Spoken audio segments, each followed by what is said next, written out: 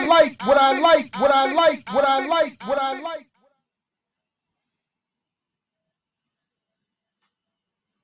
Hey, what's up, world? Welcome to another edition of I Mix What I Like right here at Black Power Media. Again, I'm Jared Ball, and yes, we are back live. Good to be back with everyone. Feels like it's been a minute.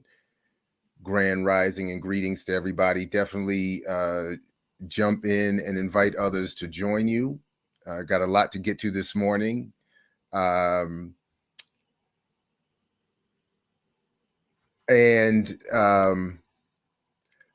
I think is a nice little build up to the centerpiece of the discussion, which is of course my experience at this year's 5th anniversary Black Blockchain Summit. I got a hair somewhere, dog hair probably. Black Blockchain Summit at Howard University, which was ultimately a lot of fun. I got to spend the day or a good portion of the day with my daughters, brought them with me. We got to, took them back to Howard University. Haven't been there in a while, greetings. Likewise, James. Yeah, it was very interesting. And I think what I have lined up this morning is really a good way of explaining what ended up happening. It's a good way of leading us up to how the event went the way it went. In some ways, it was perfectly predictable. So anyway, definitely invite folks in to join you. If you're here live, welcome. If you see this later, welcome and peace to you as well. And so let's go ahead and get to a couple of things. Not the least of which is our continuing fall fundraiser that we want to encourage people to continue to support, going slowly but surely. The link is in the show description.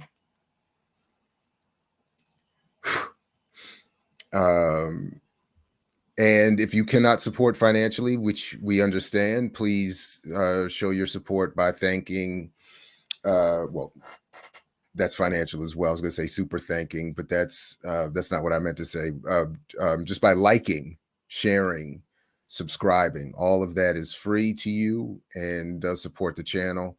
But if you have a few extra dollars or a few dollars you can make go this way, because really nobody has extra dollars, please do go ahead and do that. Greetings to everybody. Peace, peace, peace. So yeah, thank you very much, and thank you very much for that. I do believe the link is already in the show description.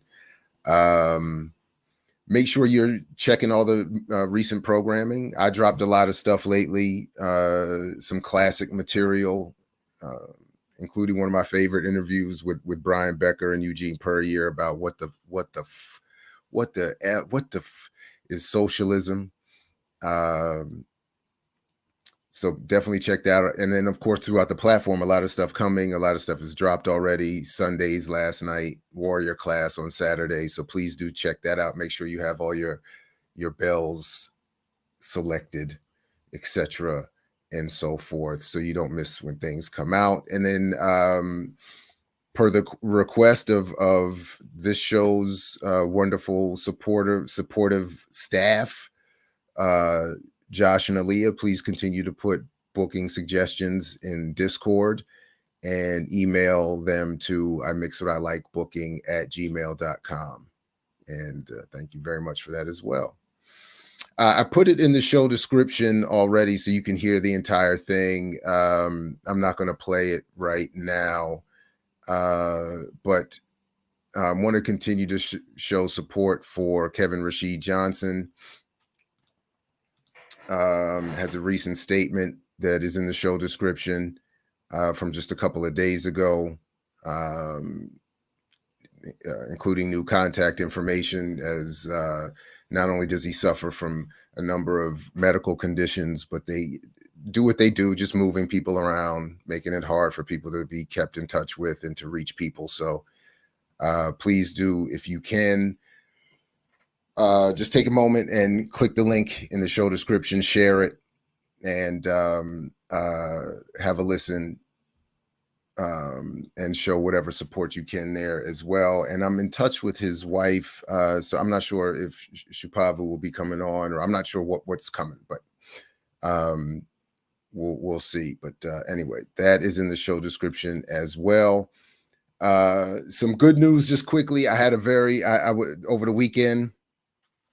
Um, and definitely, as I said for the Friday show, I appreciate people just gathering, using. I appreciate being able to provide you all a reason in the remixing community to gather.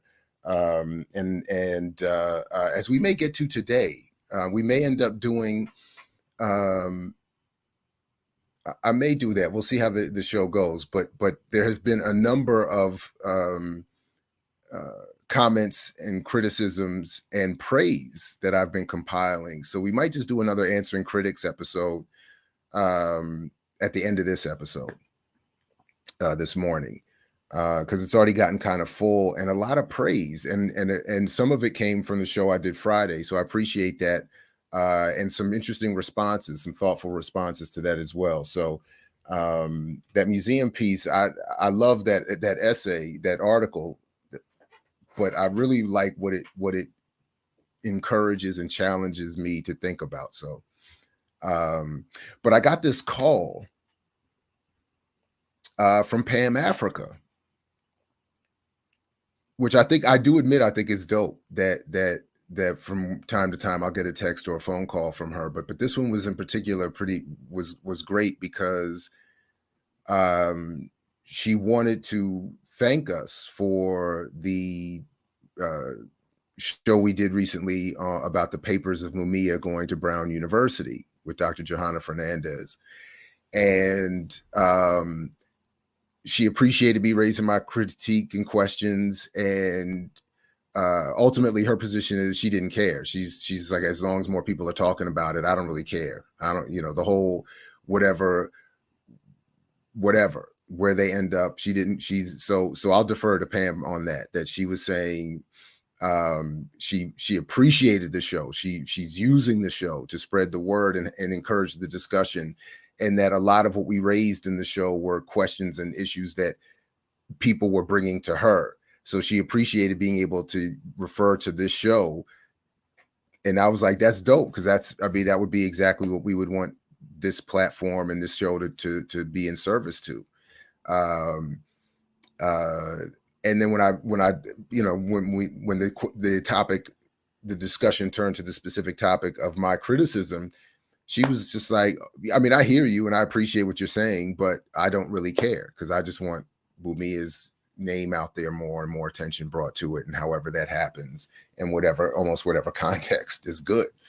In fact, she was telling stories about how she's happy to engage and invite people who disagree with her to their rallies and their panels, because even if you disagree, you're hearing it, and the discussion is happening, and you might get turned. So I admit I struggle with that. And I do think that Pam is, of course, right. I do think there needs to be room for a sort of detached analysis. I do think that both could be correct, or I might just be wrong. But I do think, in general that there needs to be this space for people who are deeply engaged on the front lines, and those who are not, who are able to step back in the luxury of that space and offer up an analysis. If it's of use, so be it. If not, and I just tend to think that the capture, to use Taiwo and others more recent reference to that, the capture of it, I just don't think it. I think it's ultimately not to the benefit of the struggle, or to maybe to the specific issue of Mumia and his sentence, But broadly speaking, to the analysis of the struggle, I don't know. And even to his release, I don't know. But I'm happy to be wrong. And I just appreciate that she thought the show was of value and could reach out. And then she also said to, more or less stay tuned, because she would like to engage the platform more directly herself, as soon as she and her husband are able to. So shout out to her and Raza Khan as well. So anyway, I just thought that was dope. That she would do that, and much love to Sister Pam. And just, if any, I'll check the chat, but if just in case anybody was wondering, she dropped a whole, she was good with the motherfuckers on that call, boy. She I love it. Anyway, okay, a couple other things real quick. Just real quick, if any, I don't have any real thing to say about it. I would want to encourage, if you all going to engage in commercial media and these digital platforms, and if you haven't already, check out Netflix's series Justice Served. I watched it this weekend. I think it's very interesting. It raises a lot of interesting questions about race, class, post, in phrases like post apartheid and post civil rights. Yeah, I'm just leave it there. I don't know if any of you have seen that. Yeah, Pam Africa all day. It was great. That was a great call. But yeah, Justice Served. If any of you get a chance, check that out. I thought it was very interesting. I might have to check it out again and see what other people, maybe read a little bit about it. Again, it's commercial media. So again, I liked it. I liked elements of it. So I have to, to my own suggestion, be a little more critical of it. But it's doing something interesting. Okay. So I've mentioned him a couple of times on here. My new favorite white guy, RM Brown, who did a recent episode on his show. Very rarely does Brown delve into anything involving the African diaspora, the Black community, or race. Frankly, that's one of the reasons why I like the show. He has a lane, he stays in it. I think it's hilarious. I openly laugh, literally laugh almost every episode, at least once. And I think his analysis for what he's doing is often right on point. And it's also, for me, a way, as I used to say about Jimmy Dore, for me to get a sort of distilled version of commercial media, and certainly right-wing media, which I'm not going to watch straight up. I just can't take it straight. So it needs to be chased or cut. I need it cut. I can't take that white conservatism straight. I can't take the raw.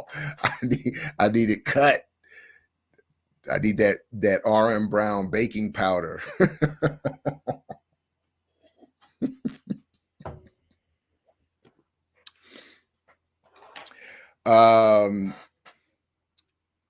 But absolutely, by the way, right on. Thanks for reminding us that. Rest in peace, Pharaoh Sanders. RM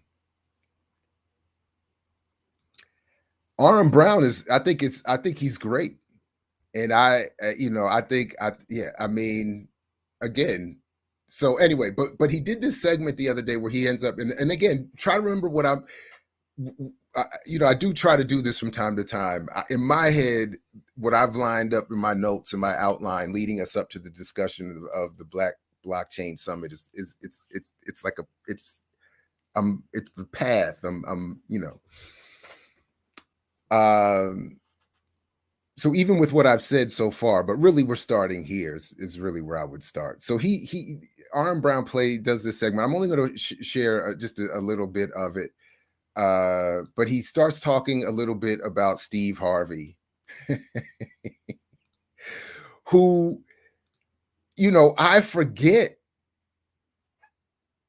this is what I'm talking about. Like, I forget, and this is what it's important for I think me, certainly, and I think people like me in this regard.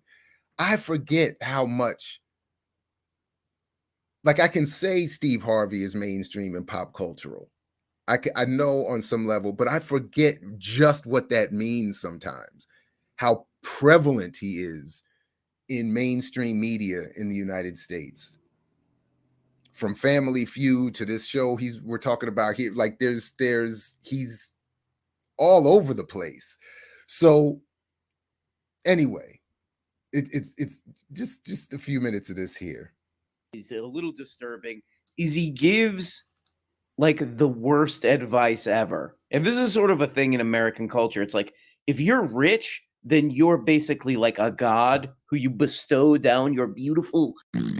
So Steve Harvey bequeaths from on top a mountain of money. He bestows down the absolute worst advice I've ever heard in my life. Hi, Steve. Hi. As you can see, I like to color my hair. I've had 12 different colors in the past 2 years. Do you think I should conform to corporate America, or they should conform to me and my millennial self? Oh, good question. And get with the hair color. He's like, this is a classic Steve cut, right? He's like, what the f-? They call that the Steve cut back. The Stevie cut back. You know?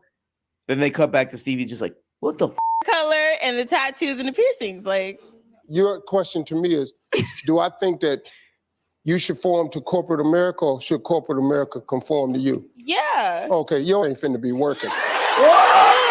No! Got her. Bye-bye. Okay, so the people that are working in corporate America now are kind of older and like, you know, they gotta. No, it's okay. No. Let her finish. No, see, you need to hear this. Go ahead. What you saying, man? You need to hear this. You need to hear how stupid this is. So you got to go to a marketing firm. You got to sit across from the desk at the interview with the old person that's got to understand the blue hair. Now, suppose that old person that's passing out jobs. Tell her, Steve. Can't understand the blue hair. Right. So now instead of interviewing for the job, you in there trying to explain not why you good for the job, but why your damn hair blue. Oh, wait! I mean, that is just the most depressing, and he's proud of this, but that is just the saddest advice I've ever. First of all, it's totally not true. Okay, as somebody who's just my whole life, you know, my adult life, jumping through the hoops of employment and all this, anything you could do to stand out from like anything when you're trying to get a job, like anything to get people to remember you when they're just like, you know, going through this stack of resumes and all this stuff. And of course, unless you're trying to get a job in Kid Rock, Arkansas or something, you live in a major city where people don't dress like, who's that little rat, the little rat guy from Mad Men? So I manage those accounts. I mean, first of all, she looks great. I mean, honestly, like look at the sea of just sort of boring behind her. And she put together this thing that looks interesting. But Steve Harvey's like bizarre. And I watched hours and hours of his videos. He's like on his shows, he's putting in just this super sad, depressing cultural conservatism and conformity message. And everybody's like, yeah, you moron. Right. So, and that's all right. Anyway, you get a lot there of why I like that show and why he's my favorite white guy. But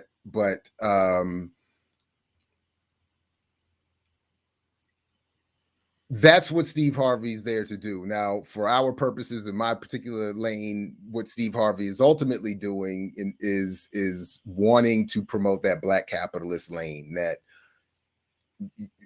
and Black capitalists in this sense, meaning you have to either be good at attempting to be one, whatever that means, or serving as one within the broader structure, as he was trying to instruct there. Again, with this whole thing that people are poor because their hair choices and their name choices.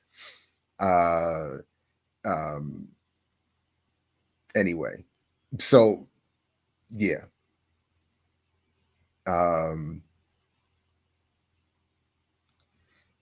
As someone who has worked in vocation, it's definitely true, Dr. Jared. Really, I don't know what you're meaning by that. What is true? Are you saying it's true that she shouldn't have blue hair? But again, you know, but again, the point is, anyway, I don't. Do we really have to? I can't believe that's, you know. Anyway, yeah. That's it. It pays off. Because ultimately what he's saying is that it's another justification for the current arrangement and for people having an excuse to put people in a lane that is targeted for permanent poverty, or what the Economic Policy Institute calls Black people's permanent recession. Instead of that being the focus, or instead of the messaging being, why would the color of your hair be a situation, or why would women still be told in, although I do think it's changing to a certain extent, but why are women still being told to a certain extent to conform to standards of hairstyling, in particular, men too, by the way, with the lock situation and stuff like that. So, in other words, why isn't this the message?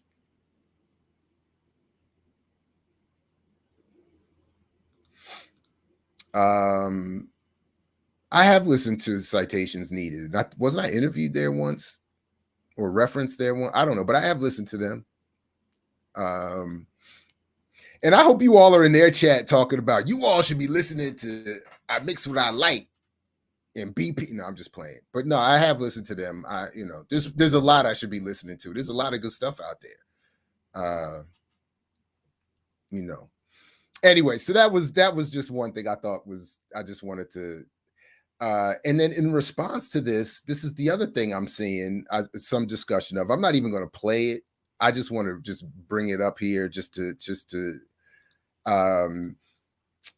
I've mentioned it here before, but there's this thing happening Now, where everybody is the Glenn, what I'm just going to call now the Glenn Greenwalding of the white. They're not left, really. It's disrespectful to the white left to say that, but to the anti-establishment or whatever lane they're in. Because now I've seen headlines. I don't know. I don't listen. I don't watch the show anymore. But I have seen some headlines that tweets Jimmy Dore is going to run for president as a Republican, or maybe as a libertarian. Again, rightward political directions. But the point of this one, I did watch some of this clip on this Vanguard platform, just a little bit, which just because and apparently Jackson Hinkle, this is I really don't know who these folks that well, but apparently anyway, the argument is the Glenn Greenwalding, as I'm calling it, of the white whatever this group is, who are saying let's move rightward and create this new populism that in the language here is MAGA communism. Where the point being is that if you really sit down with the MAGA crowd, what they're upset about dovetails nicely with Marxists and communists. And then they had this interesting conversation about Jimmy Dore and Hinkle apparently had this, because I only heard a clip of it, and it would seem like wow, but they had this, like, what's the difference between communism and Marxism? And they were saying, no, they're the same thing. And so it's like, so instead of investigating what the left actually is and helping build it, they would rather do what their target audience MAGA people do and collapse all these isms into some conflated nothingness and walk away from it all. So this whole thing of, if I can just get on, the more I can get on and interview Alex Jones and go on Tucker Carlson and deal with the MAGA crowd, the more I can show them that we can unite and, you know, we can walk away from the silly actual left and build this revolution. Anyway, I was like, wow, that's deep.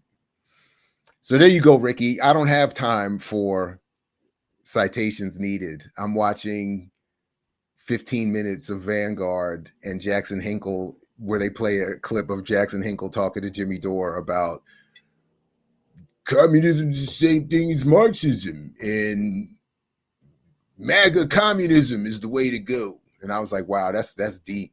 That's deep. So still all building towards, you know, where I'm going with this.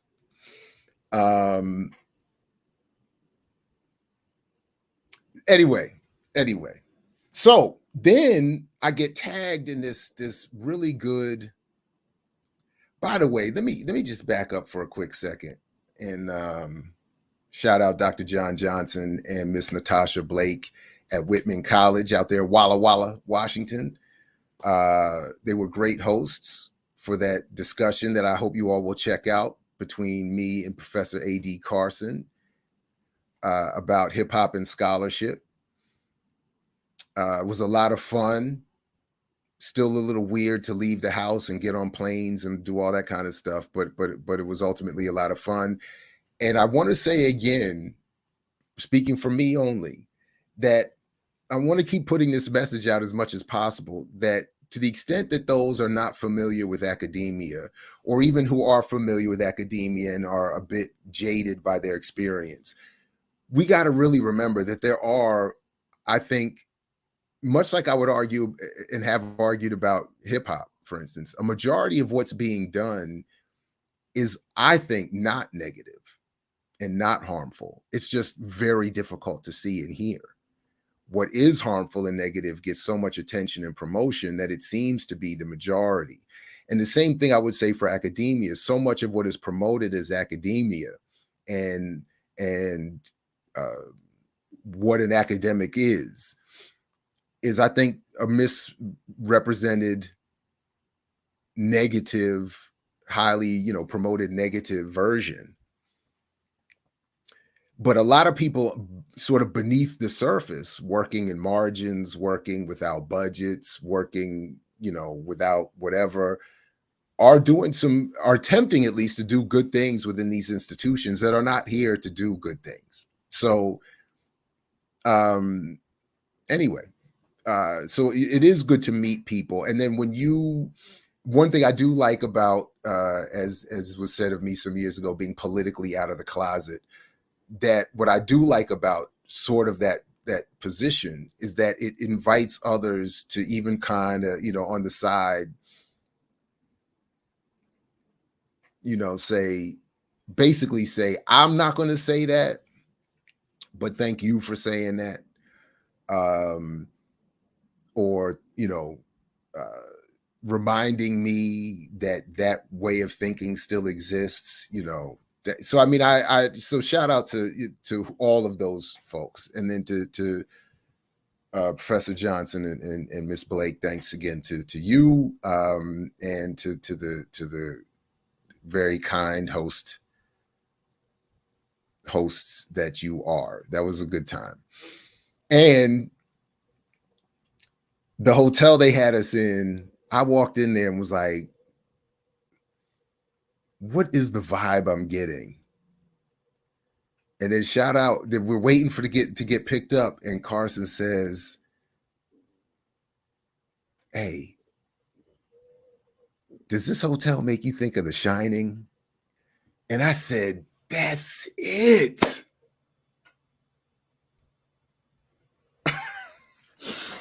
The Marcus Whitman Hotel. Apparently Whitman as an actual historical figure has an interesting history, but the hotel with the background music and the sort of palatial, fancy, but it was a weird vibe in there. And it's a conservative spot. Walla Walla is mostly white, very conservative. And when we walked in there, so it was weird. I was like, So we started joking, like, you know, if you see some twins, start running. But I was sitting in there and I was like, what is this? There's something. I couldn't place it. And then when he said The Shining, I said, anyway. So then I got tagged in this article written, let me pull it up here, about Abram Harris. The link should already be in the show description, by Matthew Quest.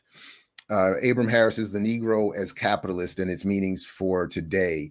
Now, I had first been put on to Harris by hold on a second, by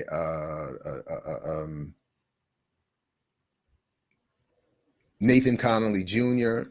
and Marissa Baradaran.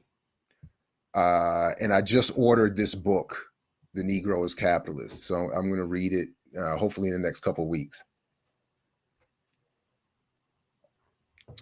And the short of it is that Abram Harris is one of those, for his time, mainstream, bougie, Ivy League trained, White House working economists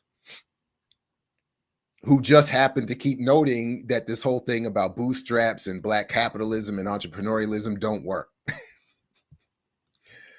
So he wasn't necessarily out here saying, you know, revolution, revolution, revolution, but he was just saying, I'm just saying, you know, what you keep telling us, and it don't work. So, and sort of as I'm thinking about it this morning, leading up to the centerpiece of the discussion, is that, you know, we need support for BPM because of the work we do around political prisoners and that kind of politics, and that, you know, has us constantly getting demonetized, videos in red and yellow, no ad support, because we don't serve a capitalist, colonialist agenda. We stand in terms of media collectively against, or either in an attempt to negate or to be negated by media that we saw being lampooned a little bit by R.M. Brown, with very well placed, prominently placed and supported Black spokespeople encouraging Black people to conform, suggesting that their lack of conformity is what causes the inequality, not a system itself. And that many who would purport to be our allies are really sort of running off to unite with each other in a more rightward conservative direction. And remember what Dr. King said in his own sort of remaining, you know, final years, that white people are not psychologically organized to address their racism and to overcome it and to become meaningful, to work meaningfully as a block, that is, as a race, in unity with Black people.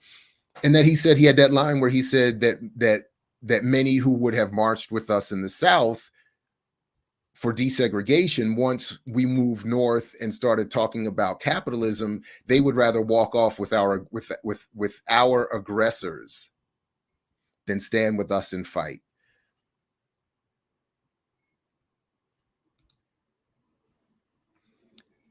So when we're left with Black people, brown people, world majority people, you have to engage in entrepreneurialism and Black capitalism to survive and to overcome. We're not left with a lot of options as in terms of developing a legit response to what's going on here.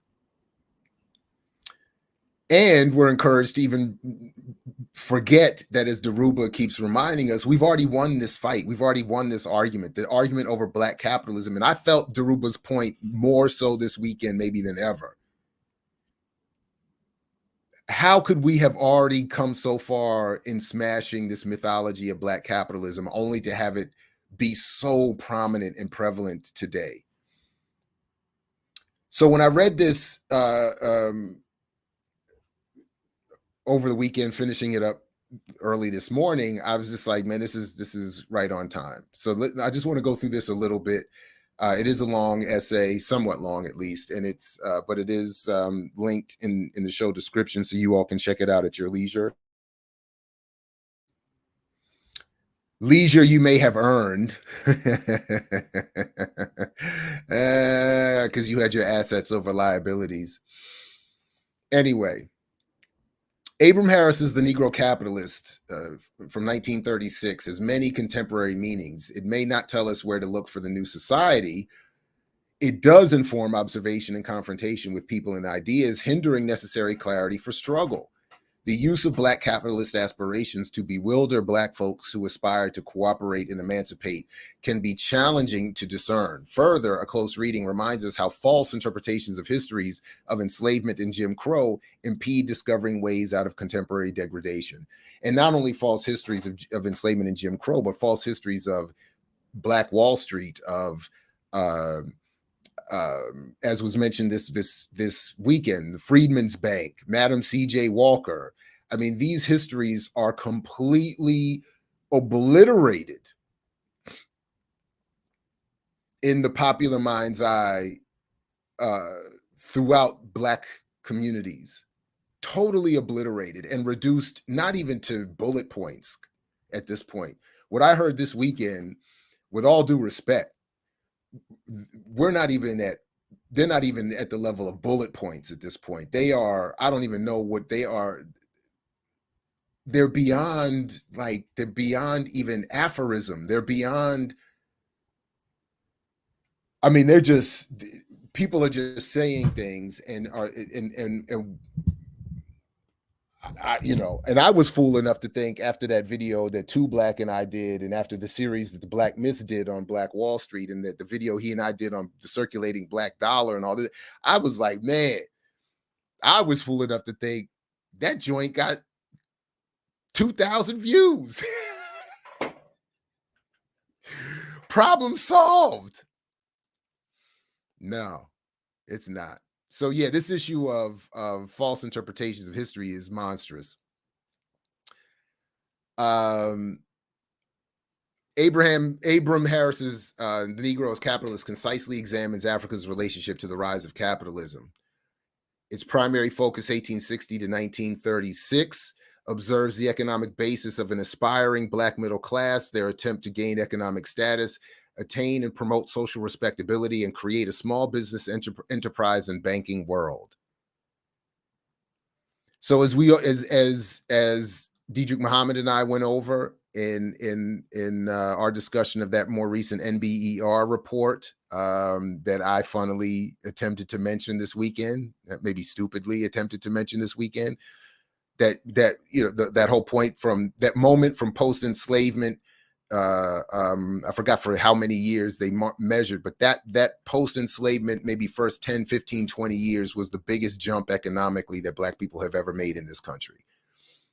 And ever since then, it's been on a slow decline, and why the paper concludes that no matter what, the best we can hope for is a situation where white people are 3 times wealthier than Black people. That's the best it can ever get. In the best scenario, it's at 6 now, 6 times I think they conclude now, and they said 3 is that's the fantasy. So there is no parity, period, that can be achieved. But here was this attempt that Harris was charting there at the beginning. Harris explains that this process of some Blacks being able to buy other folks' freedom encouraged purported benevolent Black masters to hold their friends and relations in nominal bondage. Moreover, some of these Black masters owned and hired slaves for profit. So he's talking about the rise of a petty Black bourgeoisie, and he engages, apparently Harris does, this question of how prevalent was Black ownership of other Black people, and then how was that to be characterized? If I buy my loved one so that, quote unquote, legally in the system of slavery, we can live in relative freedom, does that count as me owning someone in the same way a traditional slave master would own them. But the point is that as I think this author is saying, Quest is saying of Harris, that's why I ordered the book and will be reading it myself, but is that Harris is saying this is sort of how this bourgeoisie, this black bourgeoisie evolves historically, and maybe how some of their attitudes towards the rest of their community evolve along with it, because this is something certainly Quest is saying Harris is arguing in his work is a major problem. That is, a black bourgeoisie emerges, takes on the worldview of the white dominant elite, and has an almost identical relationship to the black labor force producing all that wealth as their white counterparts, despite obviously not being nearly as powerful.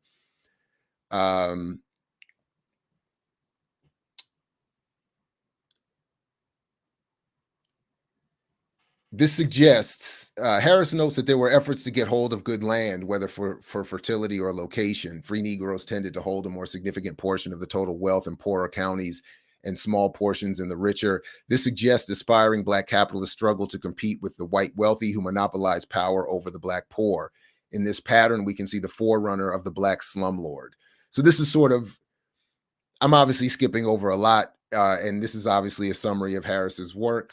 So, but what again, the point is, this is this establishment of what we see certainly today, that Quest talks about in this article, that you do have this black elite who, relatively speaking, have done and are doing quite well, but they're doing so based on their same relationship to dominance over and exploitation over black workers as they're white. Now, this is one point that I wanted to mention that I think I disagree with Quest and with others who constantly make this reference to Du Bois's talented 10th.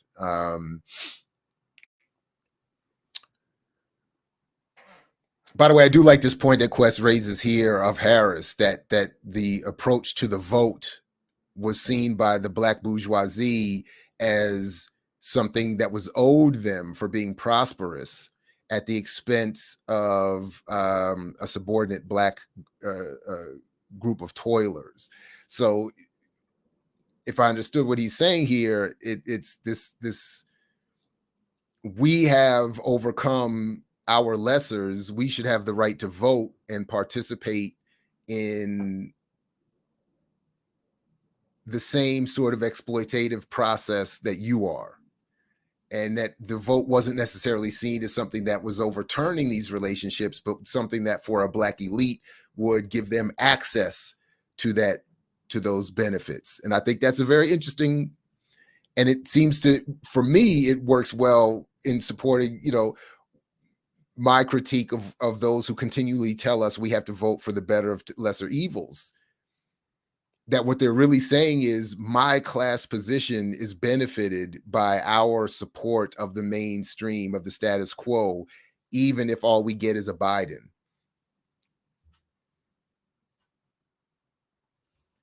But this is the thing I disagree with, and I would encourage others to go back and read, and I should do it too, Du Bois's the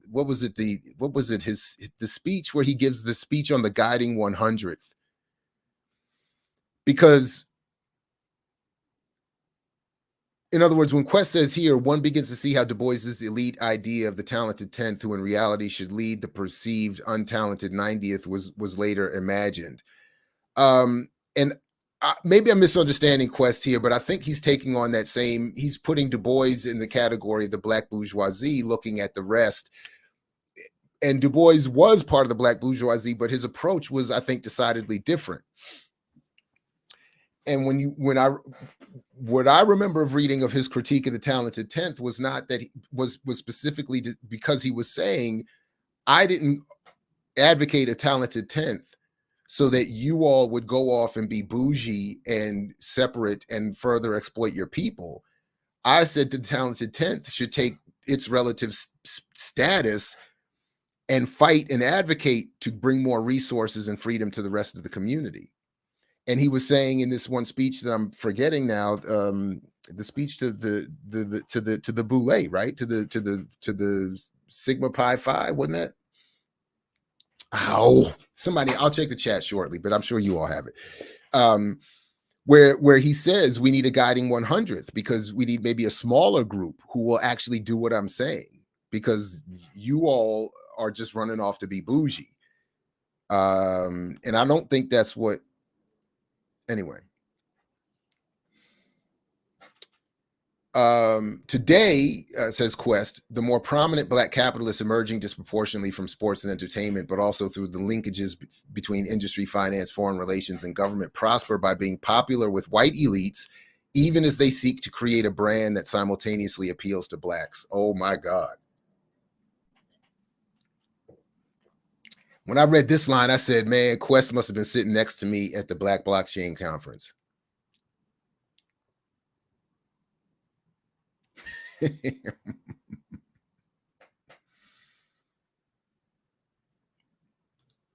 What are you looking for? A link in the chat for this 6 to, what are you talking about?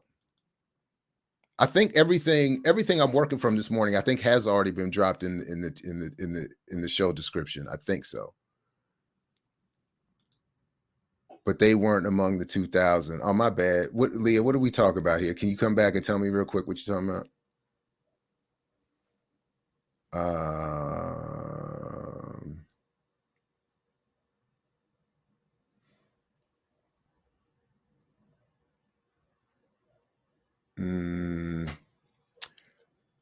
Yeah, you all are having your whole, the chat is its own thing. Anyway.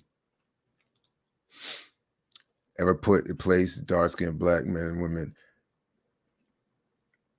So as I understood it, Du Bois, now, again, I'm not going to say he didn't have his issues. And if you go back and read, as we talked about before, if you go back and read the exchanges between Cyril Briggs, Marcus Garvey, and Du Bois, everybody was getting it in. All right. They were just as grimy as any YouTuber today. But in terms of the talented 10th, I don't think Du Bois was advocating for a light-skinned elite. He may have obviously recognized that upward mobility was easier for light-skinned folks, but I don't think he was advocating that be the only group in. In fact, he was a close associate with Abram Harris, who, if this picture at the top of this article is correct, was considerably browner. But so I think I tend to think that Du Bois's issues with dark-skinned folks were specific to Garvey and used for his beef with Garvey, but I could be wrong on that. Oh, the blockchain audience wasn't among the two. No, they sure weren't. They sure were not. They sure were not. Anyway, so this line right here was right on. Harris's discussion of house servants as Black capitalists mirrors how CLR James, E. Franklin Frazier, and Malcolm X would later use this framework to talk about history and politics. This is something else I don't know exactly what is meant here, and I'll read it when I read Harris's book, but we need a deeper understanding, and I get what Malcolm was doing, but that house field thing, and that needs to be really, really looked at again. And I'll just raise it as a question here. I had a Twitter debate with this brother once a couple of years ago, Brother Shabazz, I believe it was, and which I thought was interesting because it was in the context of him defending me against someone else, accusing me of being mixed and therefore just by nature a traitor. And I was saying, well, you know, and somewhere that came in, and I raised the question and I said, but what evidence do we really have for that popular claim that mulattoes, coloreds, light-skinned have been historically more prone to betray either African revolution or revolution in general than those so-called fully blooded Africans? I don't think the historical record would support that.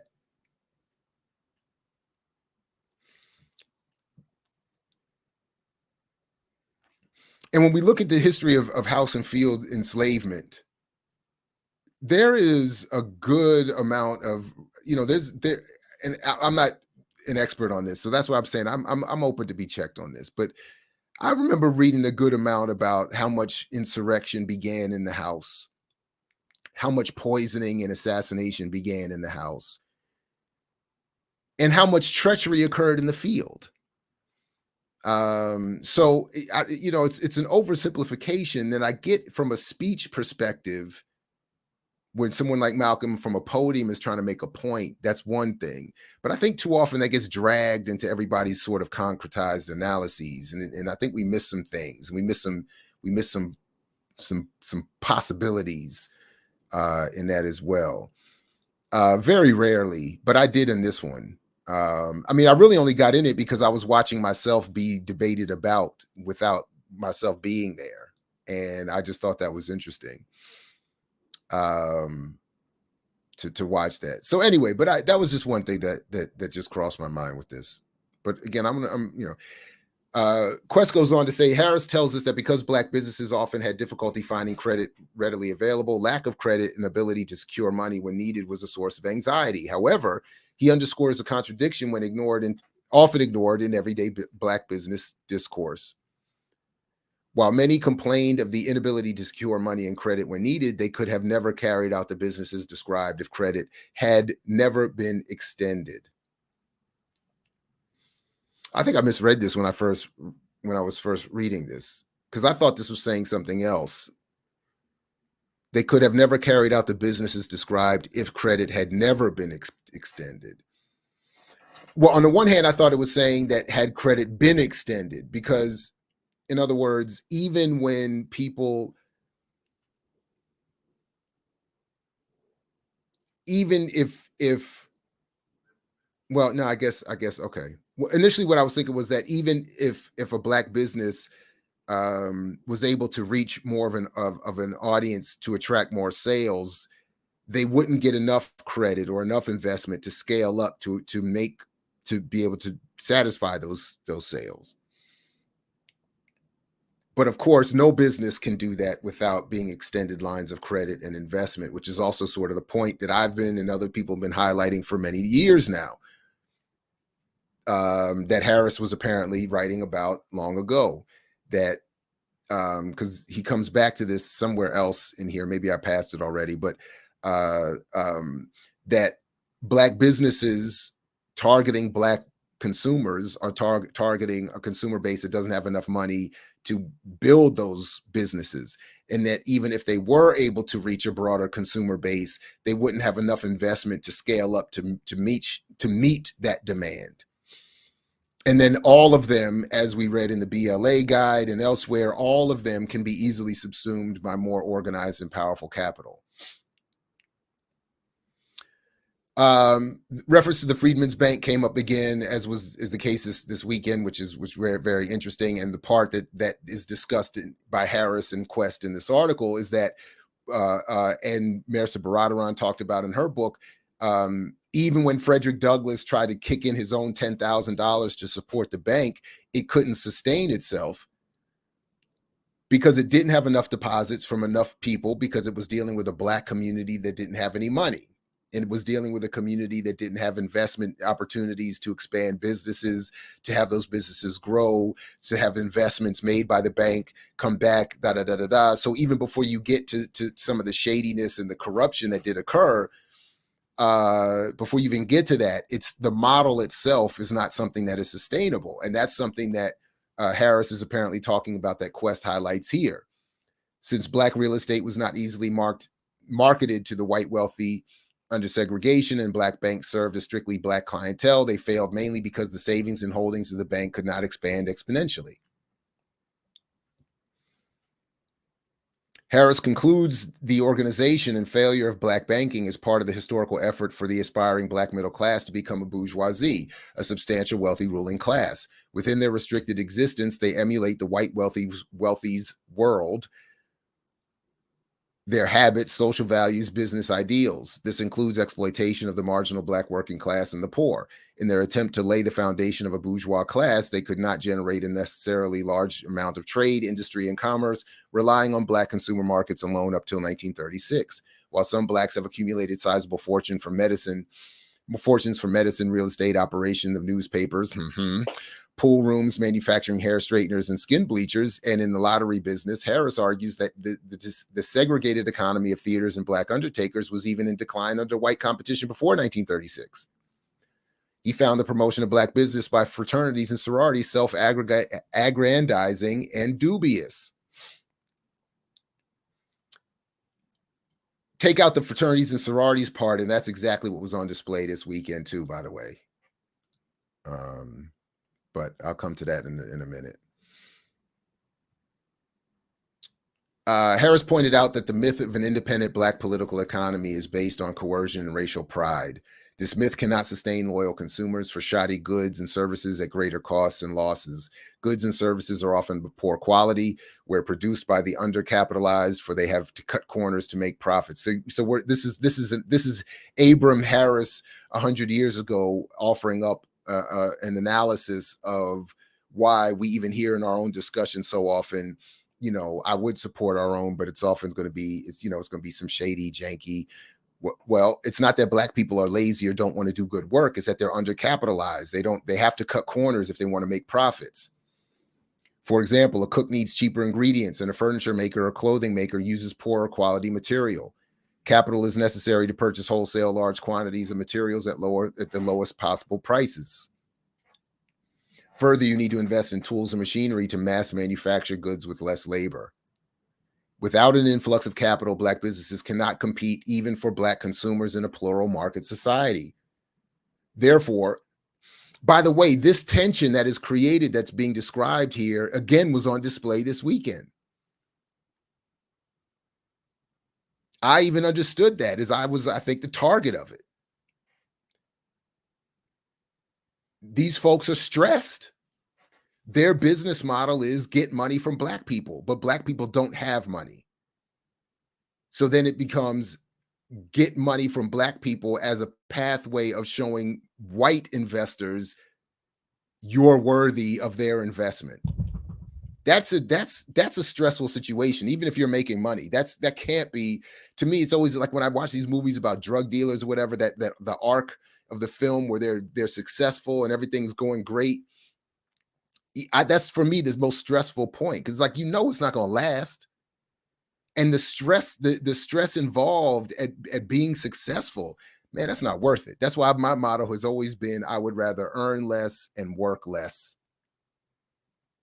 I think it's healthier, it's politically more responsible, whatever. But this is just stressful to me, just reading about it.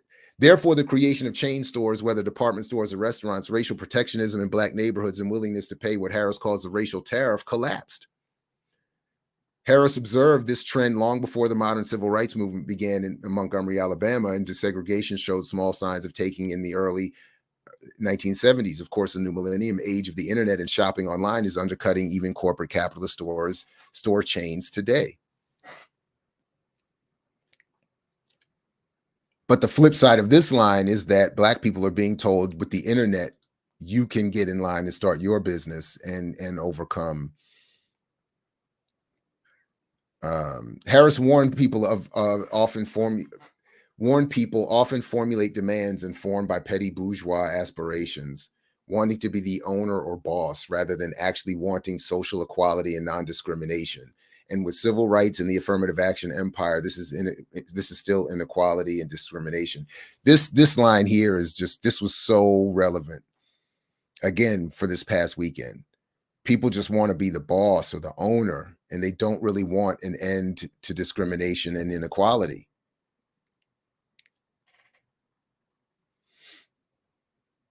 We learned from Abram Harris's The Negro as Capitalist the contemporary need to observe properly capitalist development as not simply a rational description of how economics works, but how Blacks who claim concern about cooperative development exploit those who toil under their watch. Again,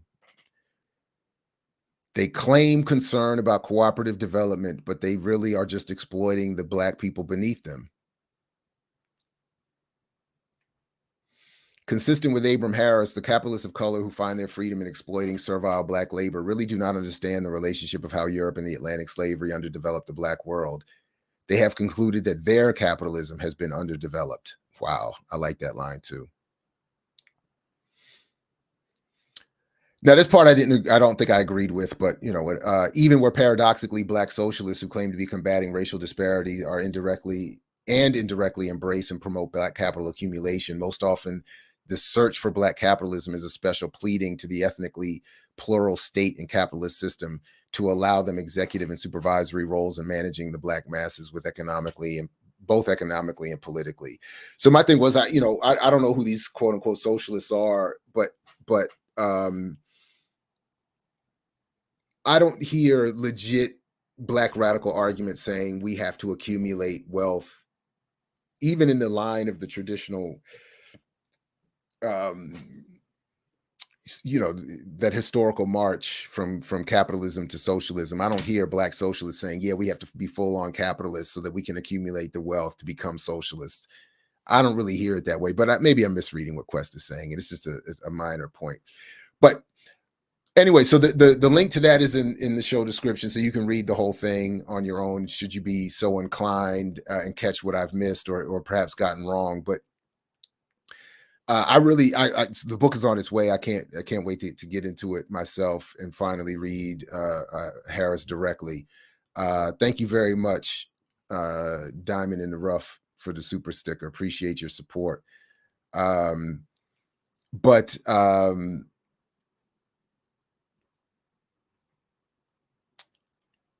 Yeah. So, but anyway,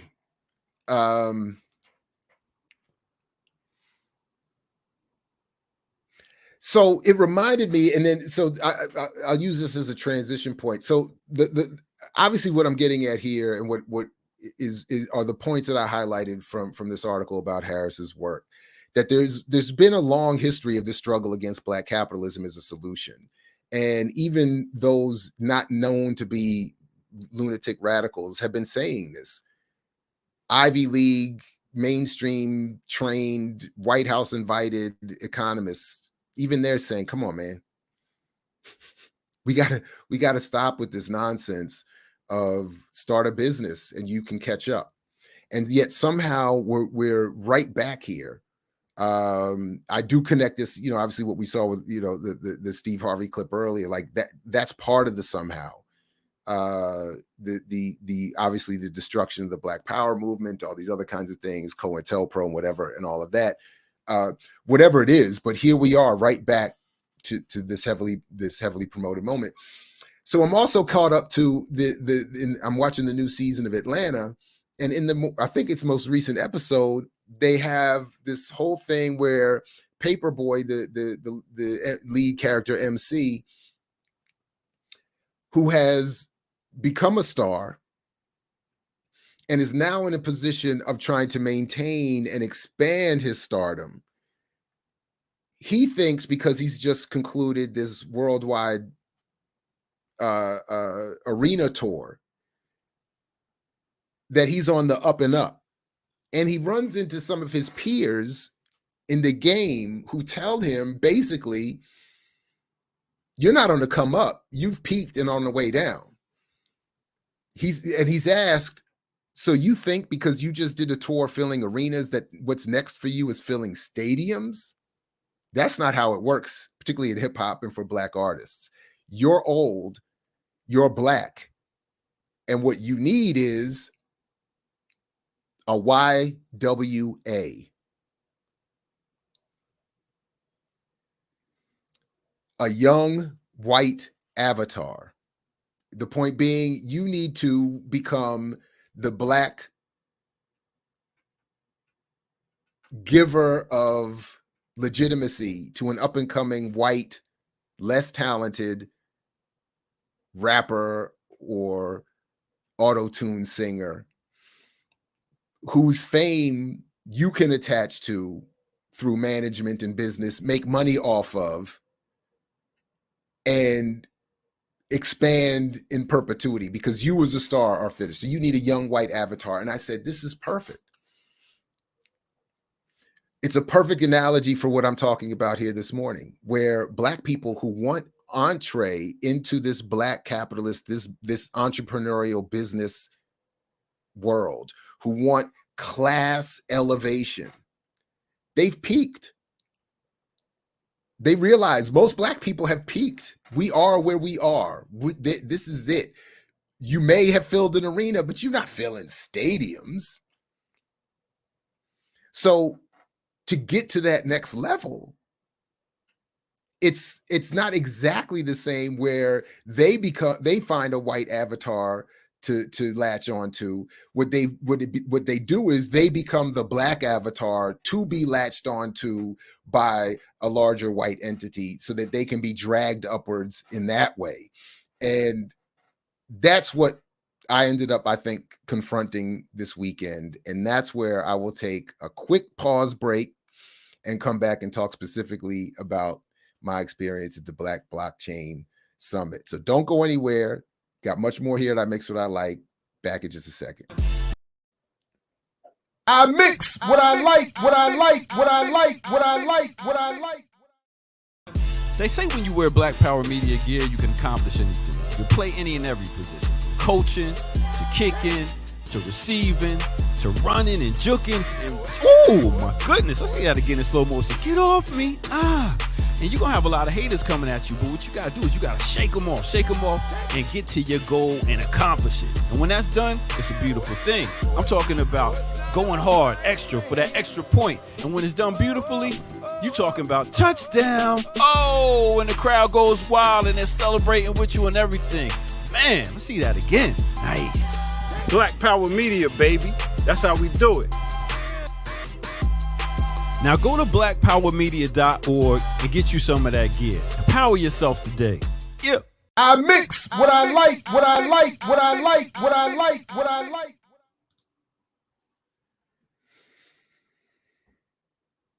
Yeah. Hot new commercial from the ear doctor. Gotta love it. Gotta love it. Gotta love it. Gotta love it. Yeah, no doubt. No doubt. Shout out to the ear doctor. Yeah. It's football season. He switched it up. He was actually talking about while he was in town doing a soccer version with my daughter. But between knee injury and my inability to get out the house, wasn't able to make that happen. But yeah, shout out to that new commercial.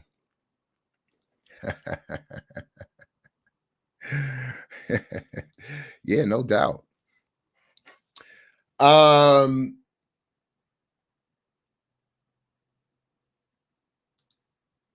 So how does that fit in with the artists and actors who bought out the white venues to make sure that behinds were in the seats trying to maintain their own? Oh, I'm sure. Yeah. Oh, everybody's fronting. Anyway. All right. So first of all, big shout out to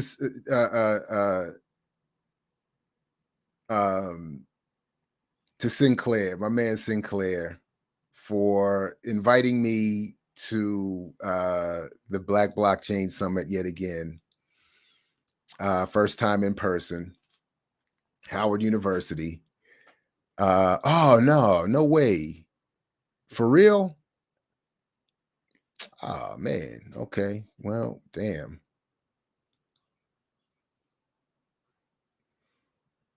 I did not hear that. I did not know that.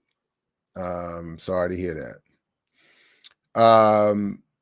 Yeah, anyway, he was trying to do one, and that was, like I said, injury and schedule prevented that from happening, but at least for our participation in it. And I don't think, I don't even think he has a soccer ball. Whereas we got a whole net and everything. No doubt, baseball next. Although their season is on the way out, so I don't know. We'll see. Anyway. Maybe we'll get a World Cup edition. So, Brother Sinclair, is to me, one of these interesting characters because, he's fully invested in this Black blockchain crypto stuff, but he's very, welcoming of my disagreement, invites me to be, to participate. And sometimes I'm like, is he doing this to mess with me? Is he doing this as like I don't know. Is it like a trolling thing? But real good dude. I appreciate him. Always has a good vibe. I don't remember that.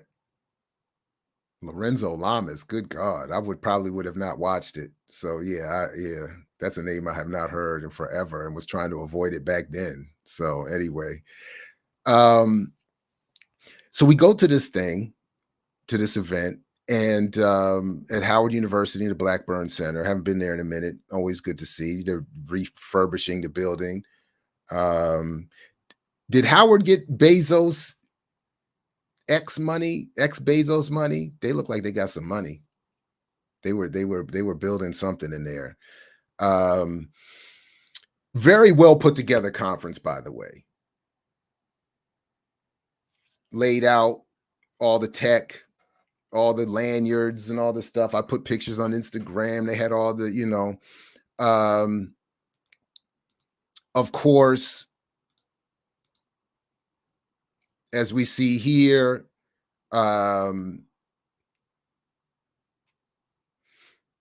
they get Time Magazine, Washington Post support. They get, they had the Winklevoss twins were speakers. Our brother Isaiah was a speaker earlier that morning. We had that nice debate. I've been critical of Cleve Messidor on here. So I was like, this is, they got, they got, so I'm going to, they got City support, Galaxy, Perkins, Coy. So as we were sitting there, so we got there a little early, and of course, like many conferences, they were running a little behind. So I ended up watching some of the panels, and all the panels had, 4 to 5 speakers and were only 30 minutes long. They were well moderated and kept on time. But obviously, with that many speakers in that short a time, not a lot is going to get said. So I already knew going in, this is not my lane. I don't do well in those settings, to be honest. It's very hard for me to, in 3 minutes or less, lay out a position that is especially attempting to be critical of every single thing that I'm hearing, which is always a mistake. So, and I struggle with that. But it was just an overview. But what I ended up getting in watching the few panels in advance was that to hear some of the argumentation, to hear the prevalence of the Black capitalist mythology, to hear the cheering support for wildly unsubstantiated or easily debunked mythologies that get, again, bullet pointed out and thrown out as popular phrases from the stage. And a lot of it is that earn your leisure. And as I'm going to get to in a moment, most specifically, very earn your leisure, Ian Dunlap, all the folks that I've become more critical of, it's their talking points. But as we're sitting there, because we got there a little early, as we're sitting there with my daughters listening to some of the speakers, all of whom are from the Pan-African diaspora community, many of them women. I noticed how many of them were, just as we were reading about in that article about Abram Harris, were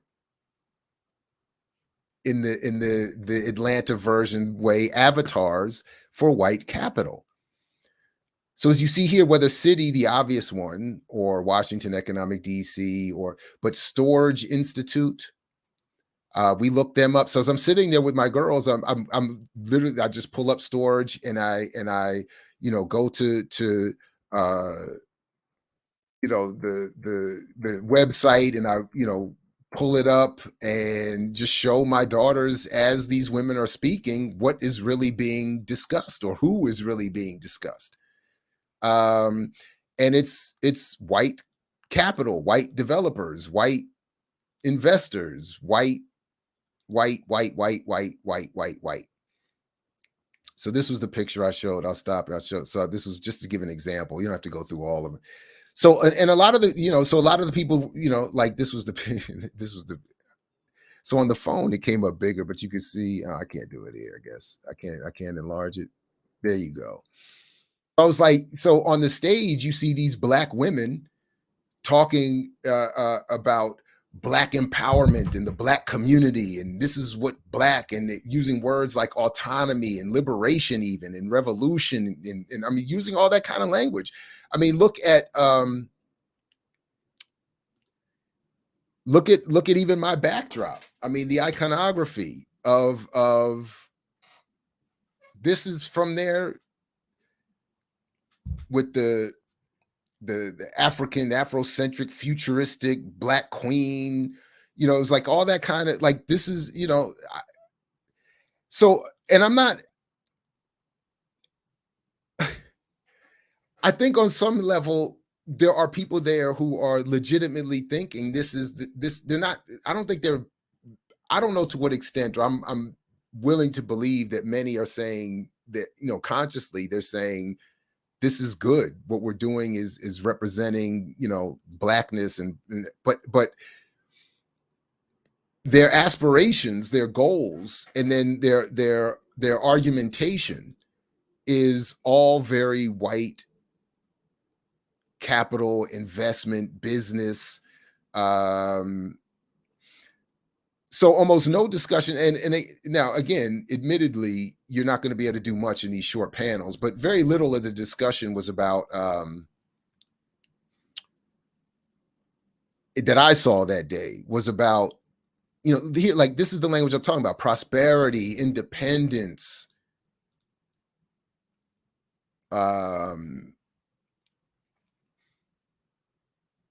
all these beautiful Black people with locks and African clothing, and just, and then they're rocking this thing, Satoshi is Black. I mean, you know, like, and this is for them, you know, like, this is like you know, and, you know, I love Black people, you know, so it's all about Black love, and everybody, you know, was, you know, very nice, and but it you know, it's you know, anyway, but that's ultimately what they're doing. They're and many of the people, most specifically, who are there with a business. Many of them, as the website says, are Black entrepreneurs in the Black blockchain or crypto space. So what does that mean? As they were there saying, we're here as diversity representatives in some cases for white capital investment groups. We are Black businesses looking to attract white capital to address ourselves to Black audiences in Black crypto spaces that white capital can't reach or won't be as likely to reach. And then most specifically, I think I did it again. Hold on. Let me pull this back up. Most specifically, we end up with, on my panel, a situation where, let's see, my bad.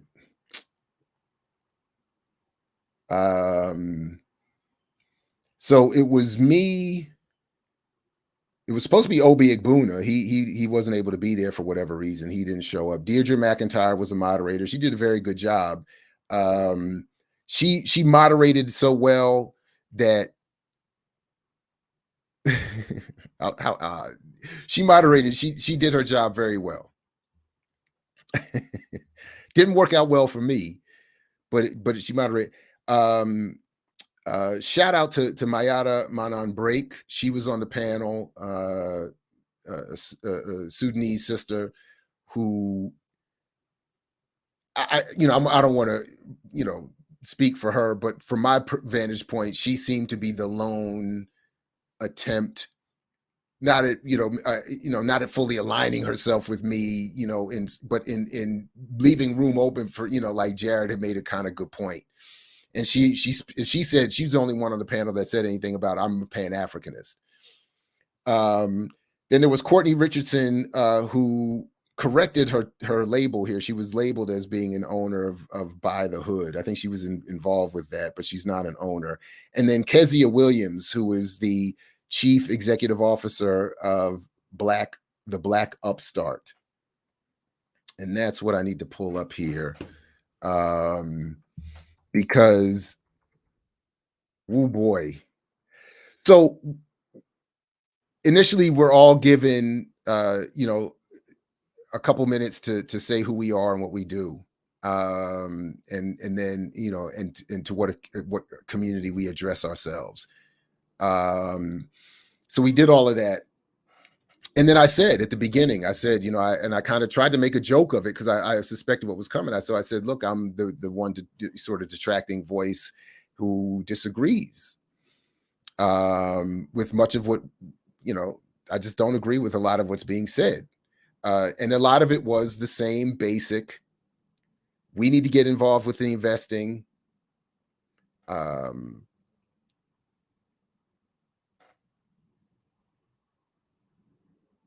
Start a business. We need to do like Madam CJ Walker. So this is where we get to this sister here, because she really, she's very good, by the way. She is a very good speaker, and I get why she does well. But she said she's founder of the Black Upstart, which is described here as a national initiative to train African-American entrepreneurs. She has over 10 years of experience training millennials to crowdfund grants benefiting small businesses. She has managed initiatives for 2 national nonprofit organizations that serve African-American donors and entrepreneurs. And I think my exchange with her, to the extent you could call it that, it sort of summarizes exactly what went on this weekend. She made references to Black Wall Street, to Madam CJ Walker, to the need to start businesses, and then kind of funnily enough, she says she's asked to answer another question, and she starts off by saying how Black people have $1.5 trillion in buying power that we have, and if we use it this way, da da da da da da. And already I start smiling. My children, as I saw later on in our cloud, were taking pictures of my face react,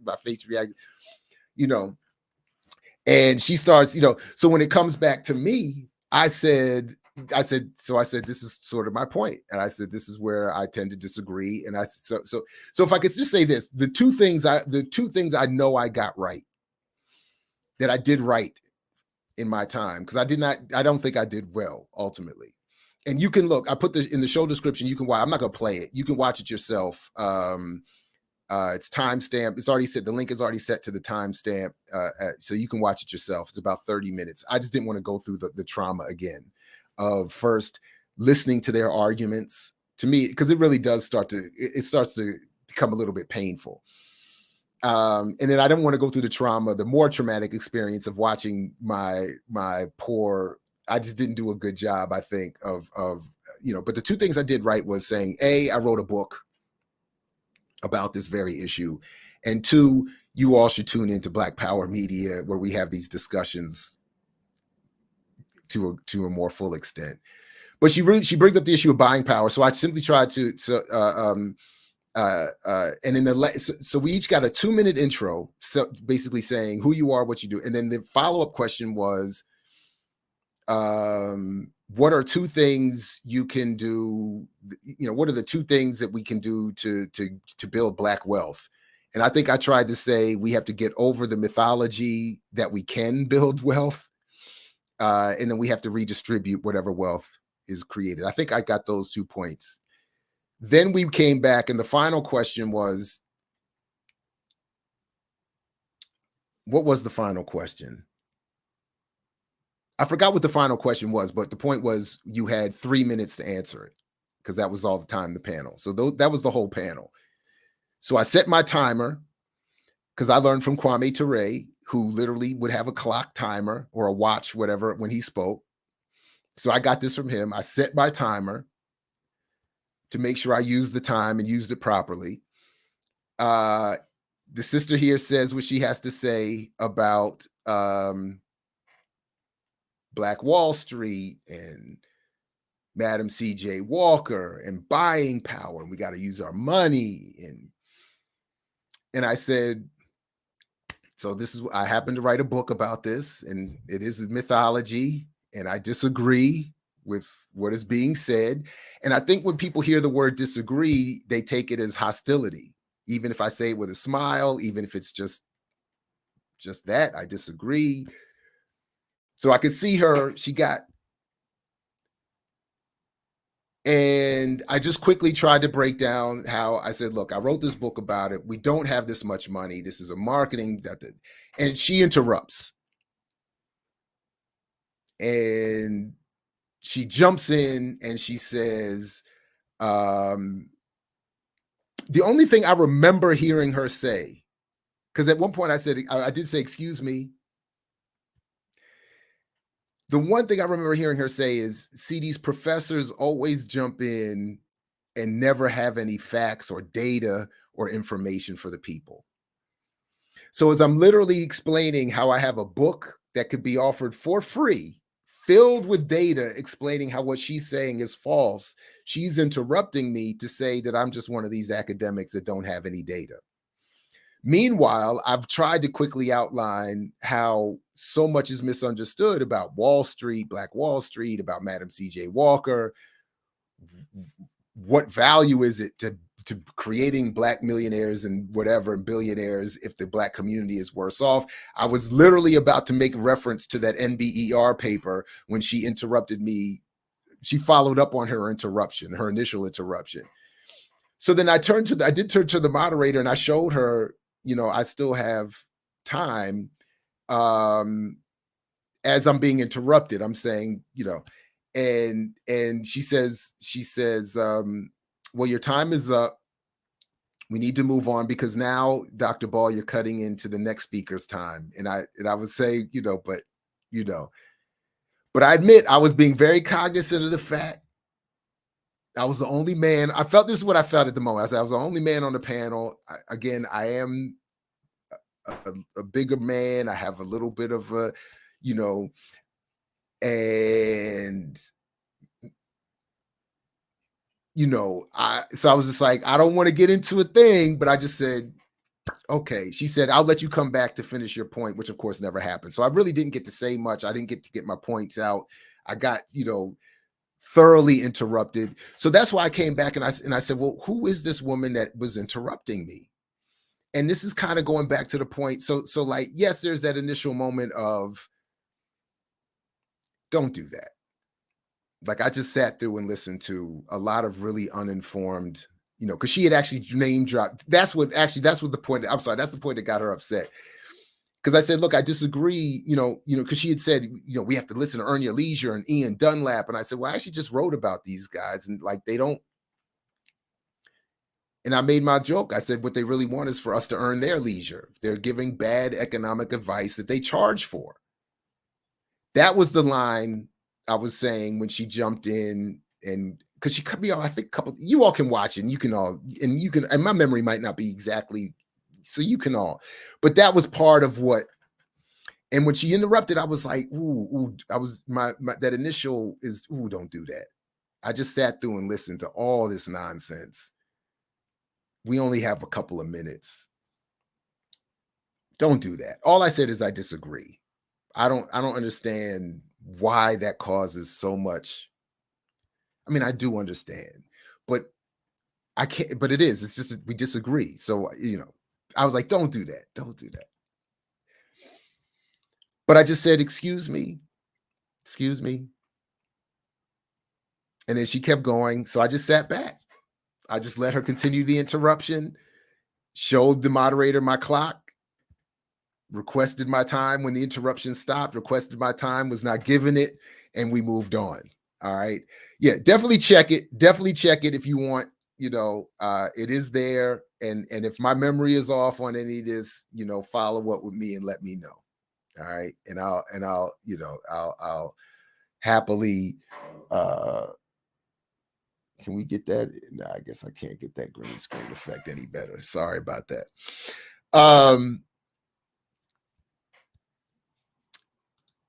I do think that, Leah. I do think that. I do think that. That's what I was thinking in the moment. I admit that. I was like, I don't want to, I was like, so I literally sat back to just say, go ahead.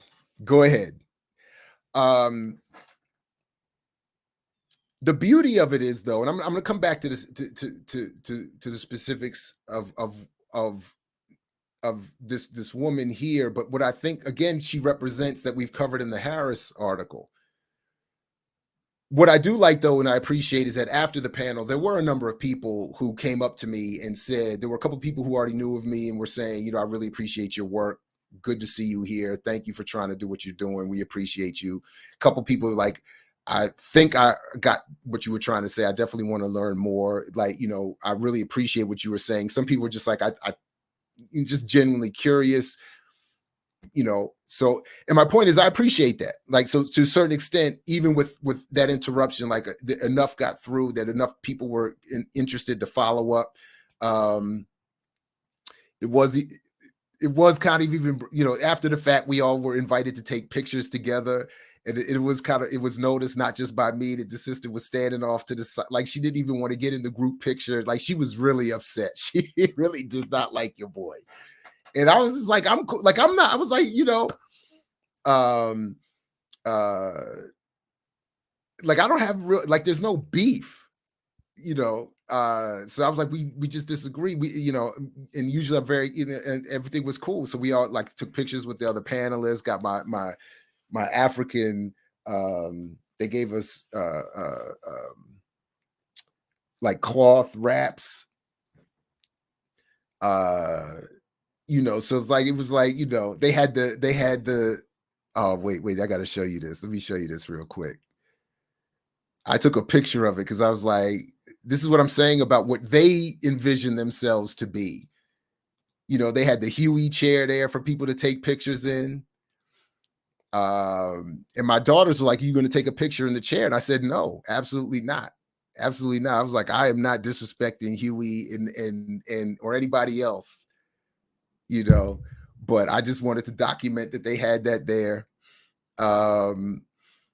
You know, so I thought that part was good, but this is sort of what I'm getting at here. So like when I looked up the sister's work and I was like, who is this woman and why was she so angry with, like, what was the issue? So as I said, you know, part of what she does is she ultimately, she charges people money to be trained on how to start a business. Enroll in Skill House. And it's a form. Well, that's a form for you to basically say you would like to be, where you would like to be trained. All right, these initial forms are where you would like to be trained. And I forgot how I got there, but when you go down, anyway, when you get to where you get, you find out that the courses are anywhere from $30 to $60. And then you are given help. And then, so these initial, you know, like she's asking where you are, where you would like your training to take place. Let's see how we train, you know, boot camp. They're boot camps. They're financial literacy boot camps, Black entrepreneurial boot camps. Earn your first $500, monetize your skill, register today. Where did I end up? How did I end up getting there? Eventually, when you get, like, if you keep going, you get to, like, all of this leads to you paying for classes. And then I did see she's on Earn Your Leisure's Instagram or vice versa. She, you know, she's online registration.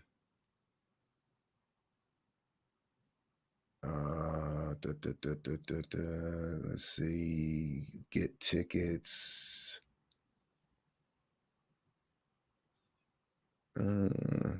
Anyway, you know, look, it doesn't matter. Don't take my word for it. Look into it yourself. If you know, since I can't find, I thought I was just able to.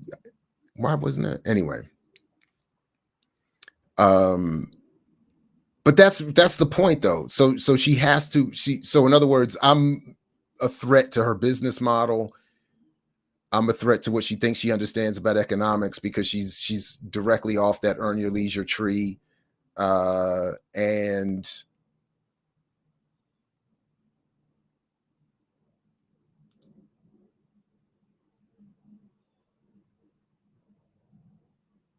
anyway, I can't find.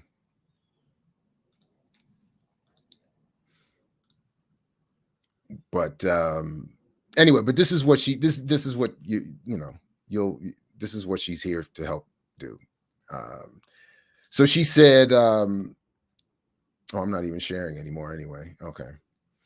She was, yeah. So she was very hostile to my, my argument, and vice versa, I guess, to a certain extent, although I didn't, just to the argument, not to her. And that was that. And that was that. And then that was it. A couple people did come up and ask where they could get a copy of the book, because like I said, The Myth and Propaganda, Black Buying Power and Black Power Media. You got to check that out for more. But really, again, it was a tremendous. It was a Black capitalism field day, is what it was, and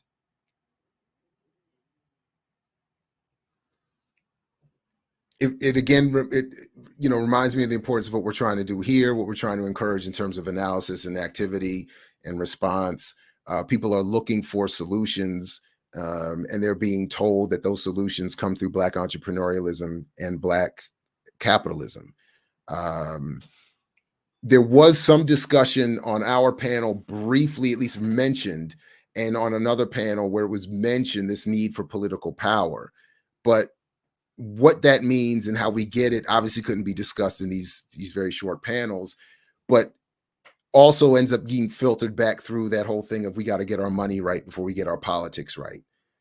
And then by the time, so this is where I end up struggling, even on this panel, by the time I tried to go through some of correcting the histories, I was already, by my own clock, down to 40 seconds. So without the interruption, maybe I would have had a minute, maybe a little more than a minute. But I still felt I needed, maybe didn't need to do it, but in the moment it felt necessary to say Black Wall Street isn't it didn't fail entirely for the reasons that you think. And again, I still think they couldn't have known this. I won't give them that level of credit.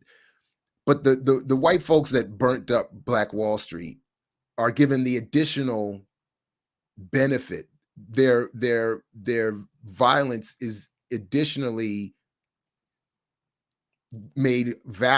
given value by the fact that it is the blame for why Black people have not been able to evolve economically. In other words, the white violence against Black Wall Street gives cover to capitalism, to suggest that without that violence, Black Wall Street would have been would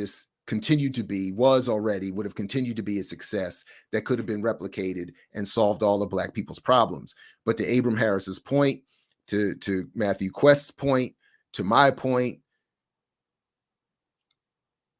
all that would mean is Black people become the chief exploiters of Black labor. And that is not an advance. That's not, or not the level of advance that I think we should aspire to. Or to say that Madam C.J. Walker is not a hero, or even if you like her accumulated wealth meant nothing for the rest of the Black community. That Freedmen's Bank failed because Black people don't have any money. And that that I didn't say this part, but some of the women who were there referencing Freedmen's Bank in a previous panel in particular were the literal spokespeople for white investment groups. They're the diversity people.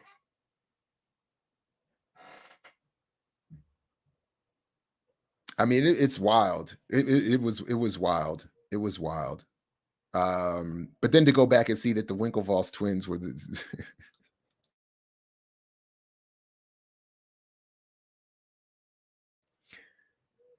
really, what more do I need to say after that point?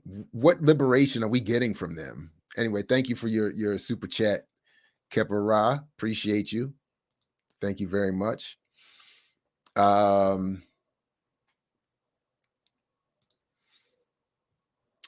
We are uncomfortable living in racist way. We are going to remain uncomfortable until we unite expeditiously for drastic change. I'm calling for our unity to be an emergency at this point. Racism, white supremacy, homeless, eating worms, dressed in fashion with contact me on Facebook and connect you. Solution for our liberation.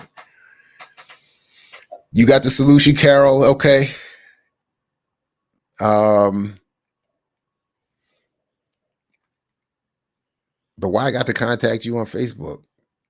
No, I'm just playing. Like, why can't you just tell us? Just tell us. No, just play it. So it's interesting. Geechee Yaw and I have done this on his platform. So maybe we could do another, or you could go check that out. But I've also done a version of this in the Buying Power book. And because I didn't, and this is interesting, because the version of it that I did in the first edition was not really what I had intended. I'm going to be able to correct that in the second edition and maybe expand it just a little bit, maybe. The short of it is, for the purposes of today, is that with all due respect, Amos Wilson got wrong this concept of buying power, and I think misunderstood. He was actually, as I point out, one of the first to reference the modern day popularization through the reports of Jeffrey Humphrey and the Selig Center. Amos Wilson was one of the first to reference those reports and misunderstood them. Understandably, he reviewed a lot of work. He did a lot of work. He was, catching up, keeping up with a lot of work, but he didn't fully investigate that report and misunderstood it. Similarly, as I think I mentioned in the book, but I've mentioned here before, I think he also, as many others have done, I think,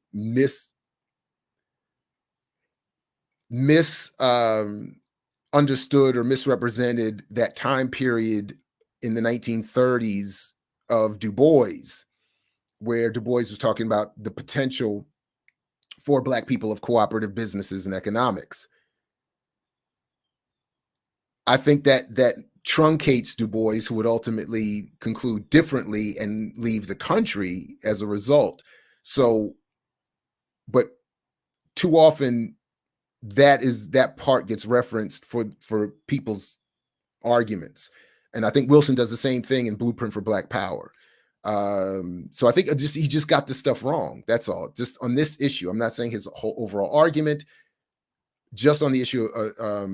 But I'm happy to do that again at some point, or do more of that, or maybe when the next edition of my book comes out, we can have an expanded discussion around that section of the book. Because I recognize what it sounds like when I come through saying that, and I'm not dissing Amos Wilson. I'm not saying he was wrong in everything. I'm just saying, like so many on this issue, he is wrong. And maybe the flip is correct also, that maybe this is the only issue I'm right on. So I don't mean to, like, I'm not, I'm not trying to,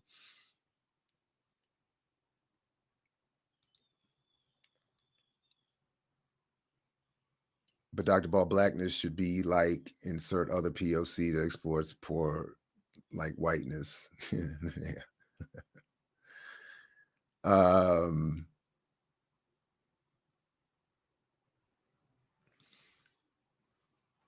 If you don't start and own the industry and mode of production, how can you thrive? I mean, that's really the point. And what Abram Harris seems to have gotten to through my reading of his work in Quest, and I'm getting the book, that's why. And certainly more recently, the work that I played a small part in with CRC, and that we went through with Diedrich Muhammad in the NBER report. Black people don't have access to the areas of the economy where, even if you can start a business, you can become dominant and make a lot of money. Black people don't have access to those, as is the case for most of white people. Like, that's the other thing people keep forgetting. Even in white the white world, there's a problem of accumulated wealth, monopoly capital, monopoly in general. There's a reason why even among whites, there's still only Coke and Pepsi. There's still only Apple and Microsoft. So, I mean, there's still only, how many military, Northrop, Boeing, Lockheed, Raytheon. Am I missing any? It can't be that many more. So even in that world, there's not a lot of room for. So where's everybody? There's still only Nike and Adidas and Puma, and Adidas and Puma were founded by brothers.